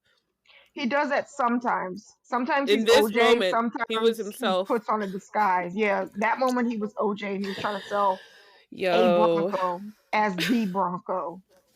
And he made that guy real nervous, and the guy like backed up, and he was like, "You just got juiced," and the guy was like, "What?" And he got He's like like, real scared. no. So this one he has a disguise on, and he just like he's working in a drive-through in McDonald's, and he just fat shames overweight people. Like he specifically picks the bigger customers, and he pretends to give them their order, then he snatches it back and he eats it in front of them really fast. And he's just all doing this in his disguise is just him in a fake beard. Oh my god. So people are basically probably like, why is this out of work murderer like roasting me in a McDonald's? I just want my food. And then he goes, "You got juiced." That's exactly what happened. It was like a lady, Yikes. and he was like, "You don't need this. You don't need this at all." And then he like took her Big Mac out the bag and ate it in like 3 bites. And then he was like, "By the way, I'm OJ. You just got juiced." And she was just like looking at him like real sad. Because I imagine it was like her only lunch break and you wasted her time. Bro. I can't believe this was real. He made a Cheaters parody where a man thinks his girl is cheating on him with the O.J. Simpson. And at first he's pissed about it, but then he thinks, oh, it's O.J. Simpson, and he kind of backs down and he got juiced. Bro, it's like the early odds. It's like a fever dream. It really was. I hated watching these. Okay, Oh another my one God. was he pretends to be a pizza delivery guy, and he just like really fucks up this guy's pizza. Like he just messes it up really bad. Like he turns the box upside down. But the man is visibly very intoxicated, and he's on the verge of tears because OJ won't give him his money back. And he just Oh wants a my pizza. God. It's just If a that was black me, guy. And how he's like on the verge of tears. He's like, "Come on, man!" Like, I'm just hungry. Yo, if that was me, stone cold sober, and someone fucked my pizza up, I would cry too. yeah. And he's just like, "You got juice, man." And he's like, "Oh man, my fucking pizza, bro." Like, but I'm so that was hungry. my pizza. And he's like slurring because he's clearly very drunk. Because I've been there. Like, you would be really drunk and just order something. It comes really messed up, and you're looking at it like, "Oh, this is the worst thing that ever happened to me." I'm so dead. Okay, the last one and the most disturbing one was 2 people were looking for a roommate in an ad, and OJ replies and meets up with them. And as he's walking towards them as they're sitting in a cafe, he opens with, "You know you left your door unlocked." And then he proceeds to describe what the inside of their house looks like. Bro. Can you imagine how terrifying that would be? OJ, if I did it, Simpson, saying, You know you left your door unlocked? I saw your white countertops. Like, OJ, no, don't kill me too. So these are some of the shenanigans also that he got up to in the early aughts. He got his house busted into by the fucking FBI because they thought that he was trafficking ecstasy in 2001. He wasn't, but they took his illegal satellite cabling equipment instead. He got juiced. He got, Yeah, so they he like himself, the they juicer turned got his house juiced. upside down and looking for ecstasy, and they're like, "Oh, you don't have it." And then they look, they're like, "Wait, are you stealing cable?" And they ripped it out of his wall. That And is they some can't. broke nigga activity. Like, you're a celebrity. Why are you stealing fucking cable, bitch? So the next year in 2002, he got arrested in Florida for speeding in water because he was doing it in like protected water for manatees, which is like comic book level evil. Because if you hit a manatee, it just sinks to the ground because they're very non-aggressive. Right. They're like such sweethearts. Like the women are called cows and they're just so cute. I love manatees, sorry. Me too. I love them. So in 2004, he got in trouble again for stealing cable from DirecTV. Bitch. You're fucking kidding me. Not he didn't learn his fucking lesson the first time. And this time they got really mad and they actually pressed charges against him, and now he owes DirecTV $30,000. You're kidding. $30,000. You're kidding me.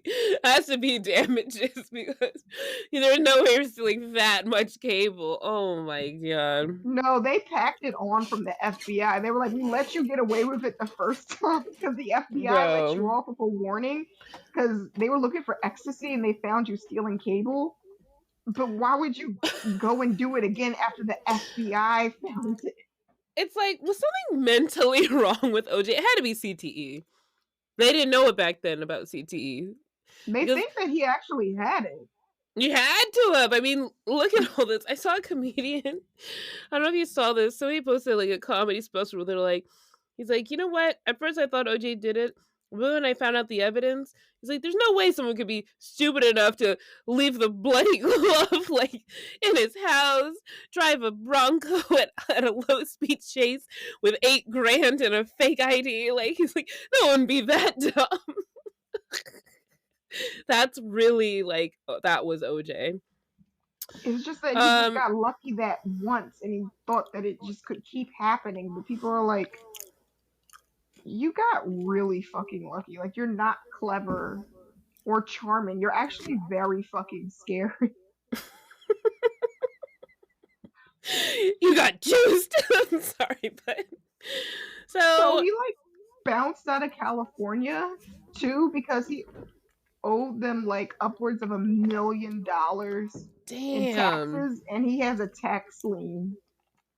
That explains a lot. It's like he had to move to avoid California taxes, and he had to move to avoid paying an annuity to the Brown family. Like, he literally just like, the juice has to be on the loose forever.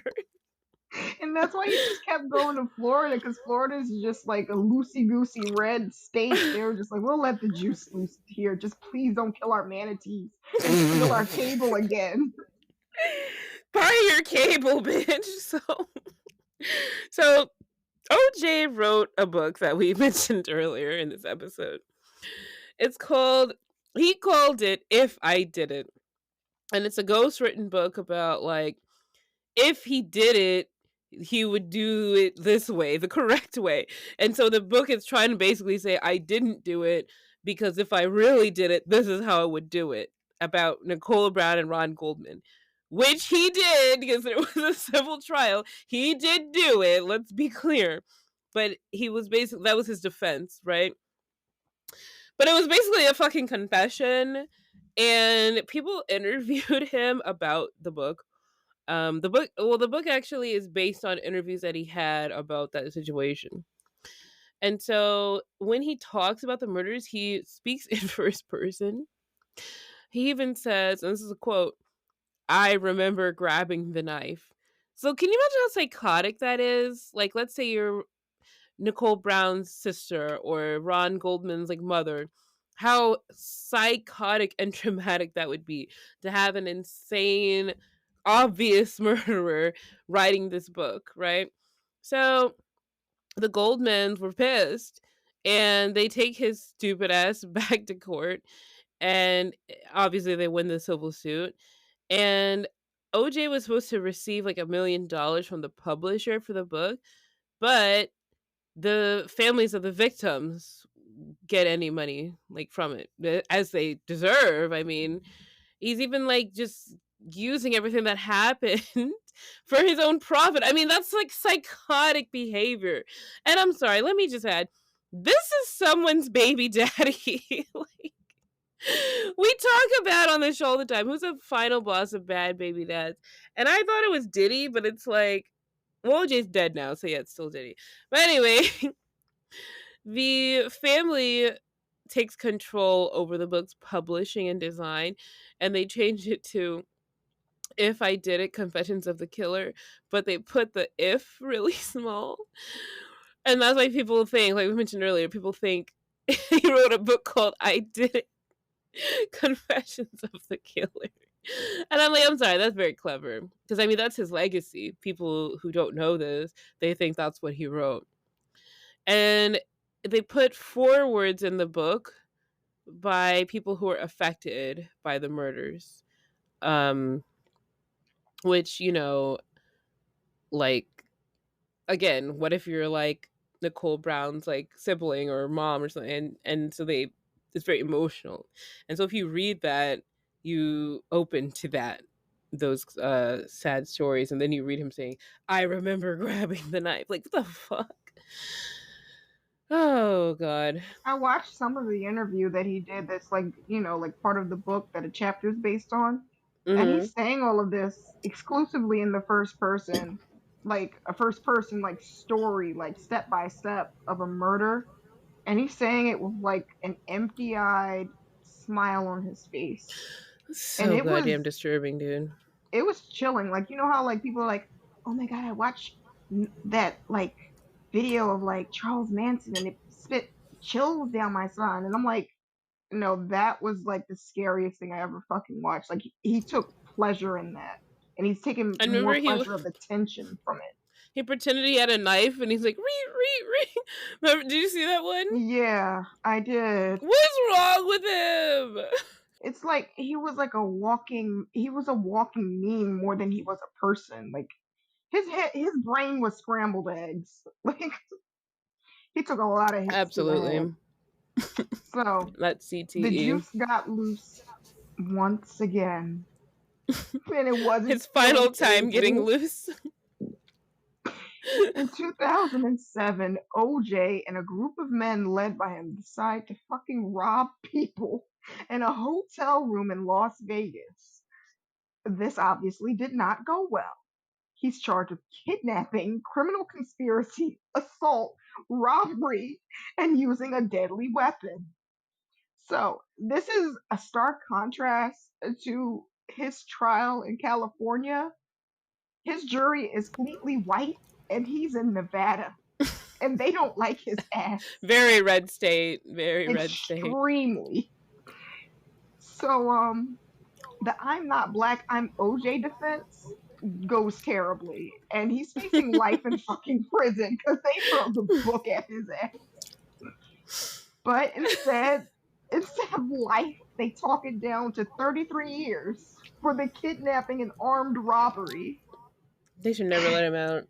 And quite possibly, like, everybody just being sick of his shit, because it's like, he has a rap sheet that started when he was 13 and it never stopped.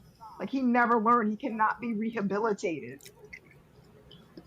So, they say that, it's over with. They're like, you can get parole in 2017, though, if you just fucking stop. Just sit down somewhere. And so, you know what people say? Like, so the media portrayal of what happened is that in 2007, when him and his buddies went to fucking rob some people, he's like, well, they have my football memorabilia.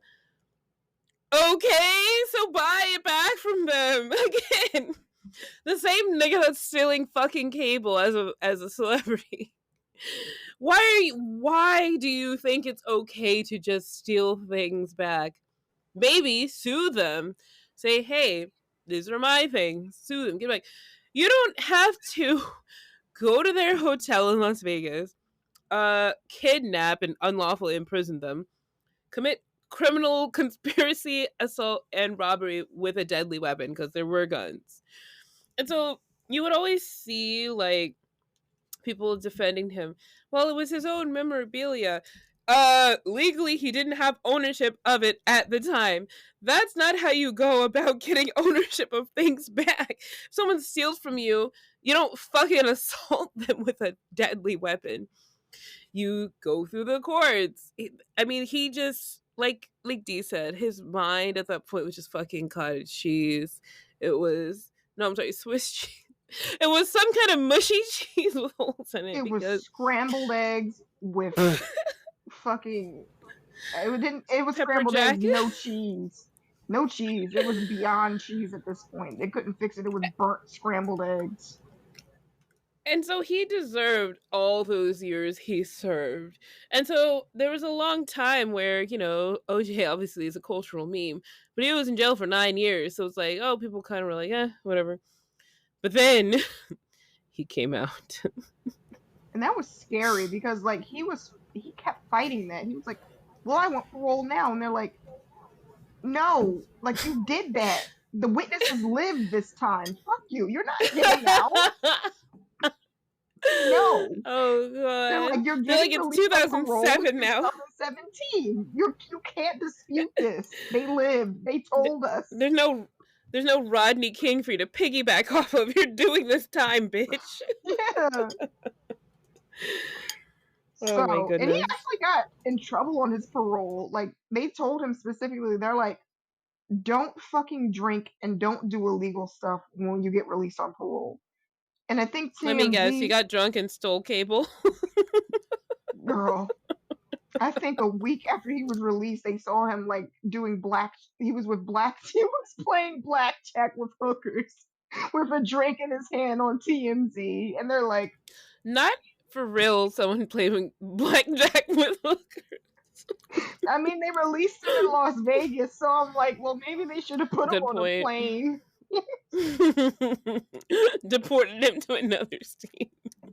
Like, the temptation's too great to release the juice. Oh my god, I cannot. Oh boy, yeah. So like, yeah, I just vividly remember that they were like, okay, so OJ got out, right? They're like, yeah. Where did he get out from? Las Vegas?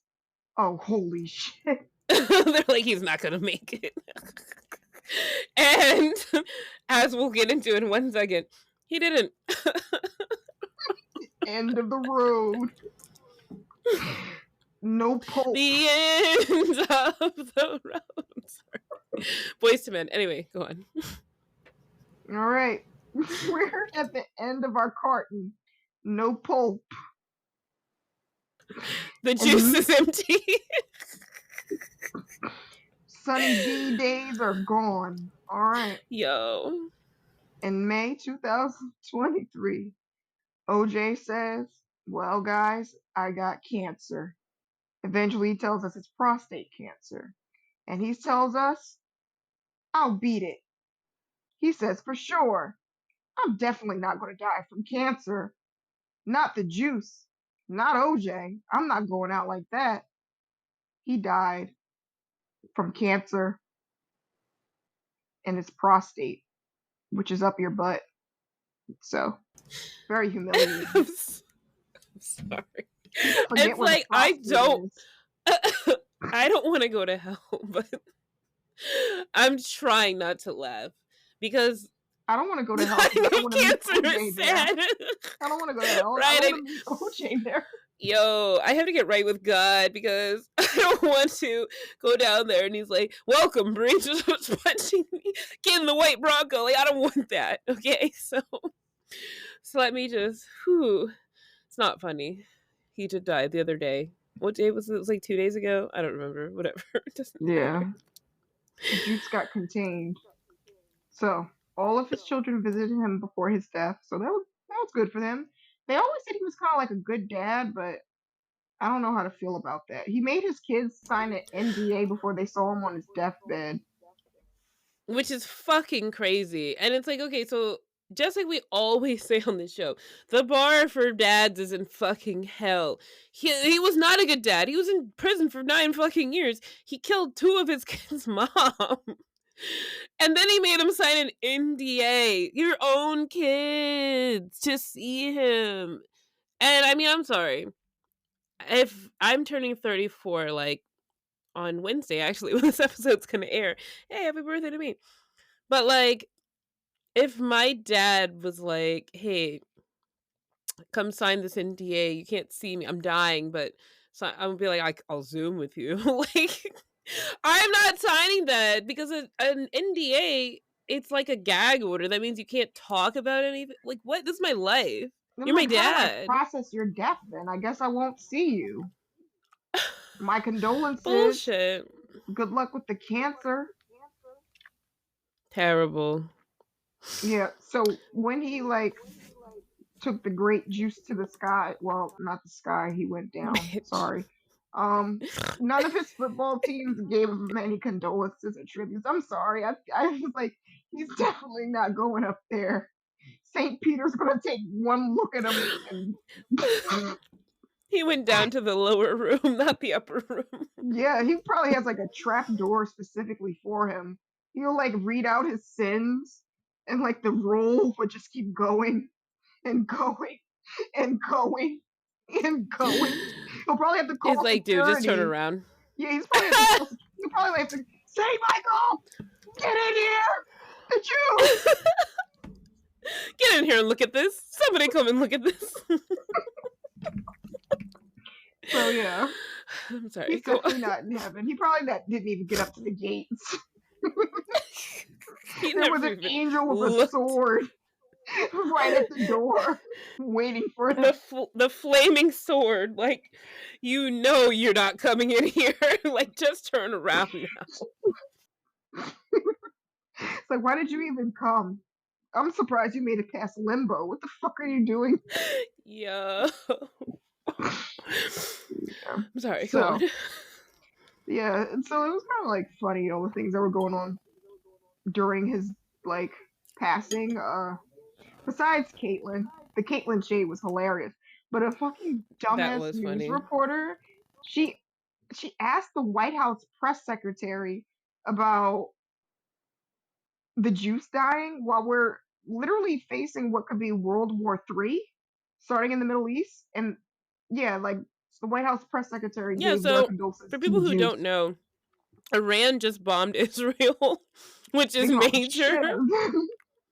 And she asked him, did you know the Jews fucking died? Like, what? Yeah, but you see the press secretary when she like turned back around, she was like she shook her head. I would have been like, I'm leaving.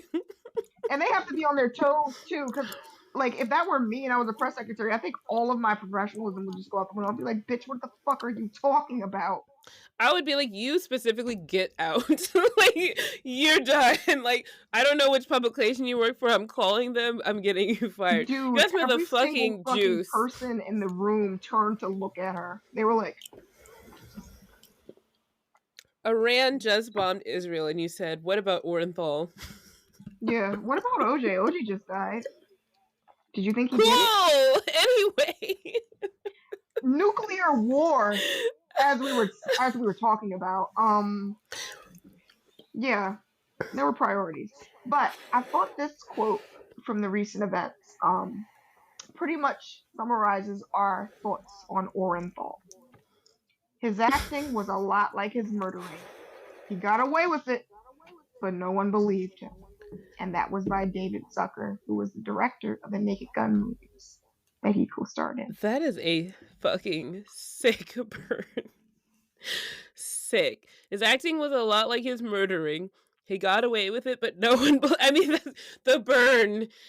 He'll feel it all the way down to the seventh pit of like Dante's Inferno in hell, where he's at right now. He'll probably be like, "Ow, what is that?" It's He's David already Zucker's burning. words. Yeah, he's already burning. That's quite a It's burn. David Zucker's words burning him more. Oh man. So again, this is We Hate Your Baby Daddy. We fucking hate OJ. I always did. I mean, people act like, maybe not the younger generations, but like for my generation and up, people act like you're supposed to side with him. Oh, he's just an oppressed black male. No, I've always hated OJ. And I hate him as a baby daddy. Hated everything about him. So rest in peace. But his baby mamas. So do we really believe Marguerite saying that there was no violence in the marriage? I wouldn't allow him to do that. She got her ass whooped. She's just from that time. She got her ass fucking whooped. She was from that time where it was like, don't air your dirty accepted. laundry. Yeah, it was accepted, and she just was quiet about it. And I also honestly think that he didn't wail on her as much because they kind of came from the same background. Whereas I think that he thought that Nicole was like a pretty object that he acquired. You know what I mean? Like, yeah, so he had to like beat her down. Yeah, she was just like an object to him, which is like kind of a funny thing when you think about it, because like when these girls like get with these guys, especially like these black guys that suddenly acquire money, they're like, "Oh, I'm so much better than the girl that he was with. I'm so much better than the black girls because he picked me over them." And it's just like, girl, you're in your ass beat. You got a big storm coming. What they realize is like, we don't want them. Like, no. It's like, thank God. So, right, please keep him. And yeah, so Marguerite putting him in a good light. I feel personally the reason why she said that is like, just like everybody at the time was swept up in oppressed black male. I mean, they grew up together, high school sweetheart. She identified with him, and I guess again didn't want to air her dirty laundry. It is very pick me. It is, but yeah, you know, women of that time. I think my grandmother was like pretty much around her age, but she was kind of atypical. Like she was actually the woman with the frying pan, and men have the grits marks to show for it. Yeah, I was just gonna say that, the grits. I do want to briefly touch on like when it came to Nicole Brown, like, you know, trying to get help from the police. Like, there's just not a lot of options when you're in a domestic violence situation. The police, the courts, not having money, like there's no options, right? I mean, I've been in an abusive relationship. It's hard to get out. And people who have never been in that before, they're like, well, why do you keep going back? It's like a psychological kind of cycle that you get put in. Like, well, he didn't start out like this. Maybe if I just love and care for him more, then he won't continue like putting hands on me. It'll go back to how it was. And it doesn't, but it's like a brain thing. Like, psychology is very complicated. And so, I mean, with the police and stuff not helping, yeah, they documented it, but what good is that going to do? Because with her murder trial, didn't do anything. So, yeah, the documents what's your won't opinion keep on me that? alive. Thanks for writing it down. So that was fucking tragic. Like, she didn't deserve that. Can we talk about how he was a fucking menace from birth till death? Like, those braces just stalled it. But when they came off, braces. we were all like, in trouble. The juice is for real loose. Oh God! Like, they held him back for like 3 years. Imagine if those rickets actually kept his legs rickety. All this trauma could have like been prevented, but he healed. He healed. He got too strong. He became an athlete. Should have never happened. No, he should have. But yeah, his own friend from high school saying like, you know, he kind of sucked. He didn't even say he kind of sucked. He was like, yeah, he was a good football star, but you know, if he didn't do that, in the majority of his time, he would have been public enemy number one. And he was. That's a He was doing crazy thing. He was doing like alcoholic, evil unk shit, like stealing cable and almost killing manatees. Stealing cable, robbing niggas in hotel rooms, trying to run over manatees. Like, how are you gonna be a menace to manatees, the most gentle creature? They see you in the water and they don't even move because they're so innocent. They're like, oh, a friend. You know, if you go to a manatee beach and they'll let you pet them, like, they're just sweet, gentle giants. You're just speeding in a fucking speedboat you just don't care. Oh, God, let's raise him up from the dead so I can just fucking beat his ass. Manatees! I'm glad his butt hurt before he died. I'm glad it was that type of cancer. I'm sorry. I'm gonna say real life butt hurt. Yeah, I'm glad. Like when somebody's like a bad person and they get cancer, I'm like, I hope it's a cancer that hurts or an embarrassing cancer, like like prostate or testicular. Or like, oh man, I got ass cancer. It's like, well, maybe you did something that deserved that. Yo, do you think his kids like still fucked with him for real? He didn't have any fucking money to give him. That's why I think it's kind of wild that they still mess with him, because he was owned by the Goldmans. Like, that dude. Any cent that he generated had to go towards those restitutions and annuities. Yeah, like he was, like, I'm not lying when I said this dude was living like a menacing ex-con alcoholic unk from California that your mom tells you not to call and not to acknowledge when you see him on the street. You're black, you know that uncle, but it's that uncle. They're like, don't look. They're like, don't look. He's gonna hurt you. He's gonna hurt you if you make eye contact. Look away. Just keep walking. Walk faster.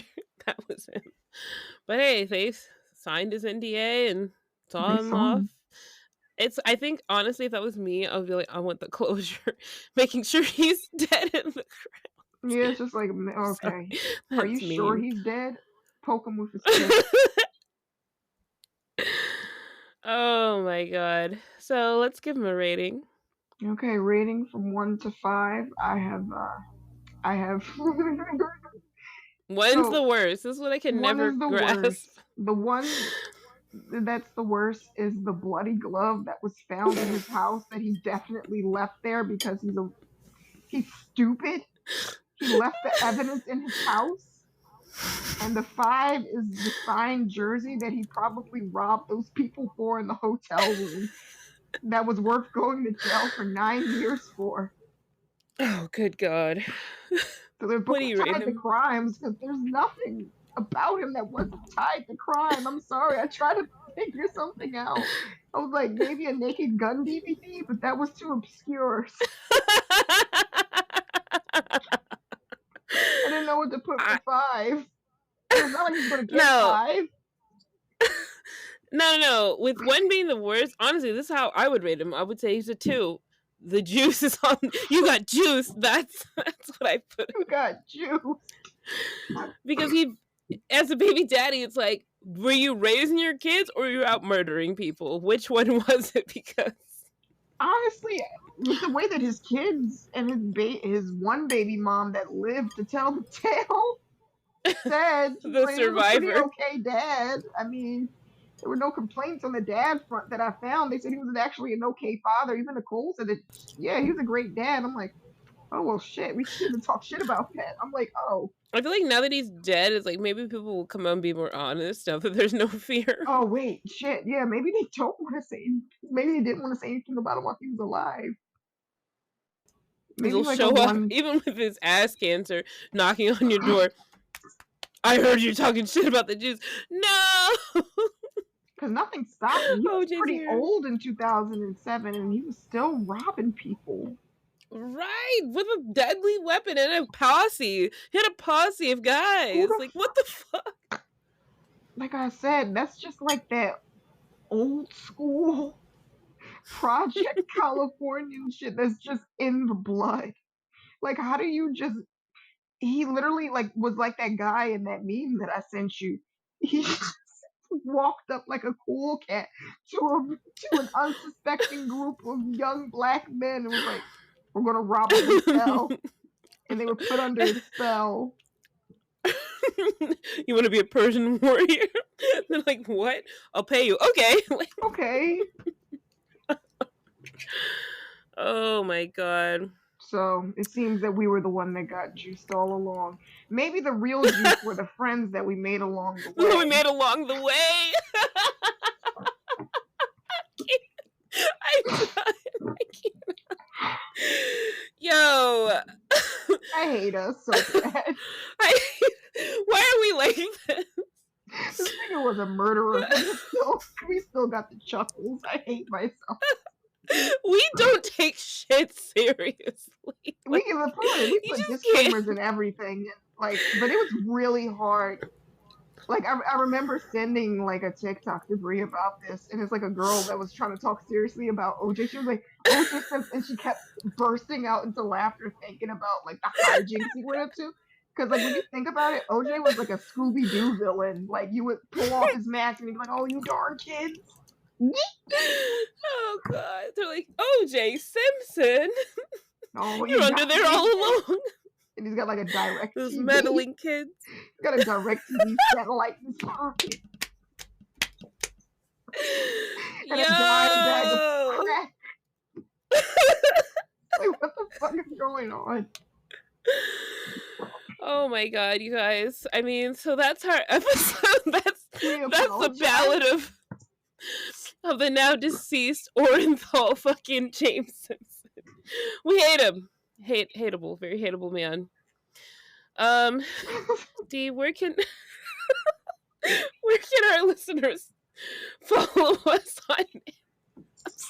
You can find us on social media. I'm trying so hard to get a straight face because I'm like trying. I was the one that watched the episodes of the Juice show. You got juiced? I'm getting like the flashbacks in my head. Like when I was falling asleep last night, like I was seeing images of it in my eyes. You sent me a video of it? Yeah, just like his face real close. You got juiced. And I'm like, oh. But you can follow us on social media. We are on X, which was Twitter, Instagram, TikTok, Facebook, and YouTube. And you can follow us at WHY Baby Daddy. That is WHY Baby Daddy, and that stands for We Hate Your. But also why? Because why Baby Daddy? Why? Like, why did Orenthal kill those people? Period. WHY. Why did Orenthal James Simpson kill all those people? Pod. P-O-D. And, as always, if you made it this far and you love us, we love you, show us some love. Leave a review. Click the 5 stars. You don't even have to write a message. You can just click the 5 stars so that, you know, people will be like, this is a good show. It's got 5 stars. Let me listen to it. Oh. And, you know, tell a friend. Yeah, piggybacking on that, we love when you guys join us and tell us your stories because, listen, you are not alone out here as a baby mama. We made this show by baby mamas for baby mamas. Basically. And so our interview that we just had, she literally just messaged us on Twitter. Can I be on the show? Hell yeah, you can be on the show. Anybody can be on the show. Like, if you hit us up and say, I have stories for days. Cool, me too, get on the show. Like, that, we love that. We made this show for you. So, let us know. Hit us up. Yeah. And if you want to be anonymous, we can be anonymous. We'll give him a really like our one friend, funny name. Yeah. Or our one friend who pissed in her baby daddy's bed. Yeah, that was hilarious. I just told her, I'm like, you gotta gaslight them. Make it their fault somehow. That's what I do with my baby dad all the time. You gave me too much to drink. That's why I feed myself in your bed. I do that to my baby dad all the time. And I know he still hasn't caught on to it yet. He was like, you forgot this week was my week. I'm like, you dumbass, you didn't remind me. He's like, sorry. Oh my god. Fucking idiot. Well, anyway, I'm sorry. So, thank you guys for listening. We love you. We'll see you next week. Bye. Bye.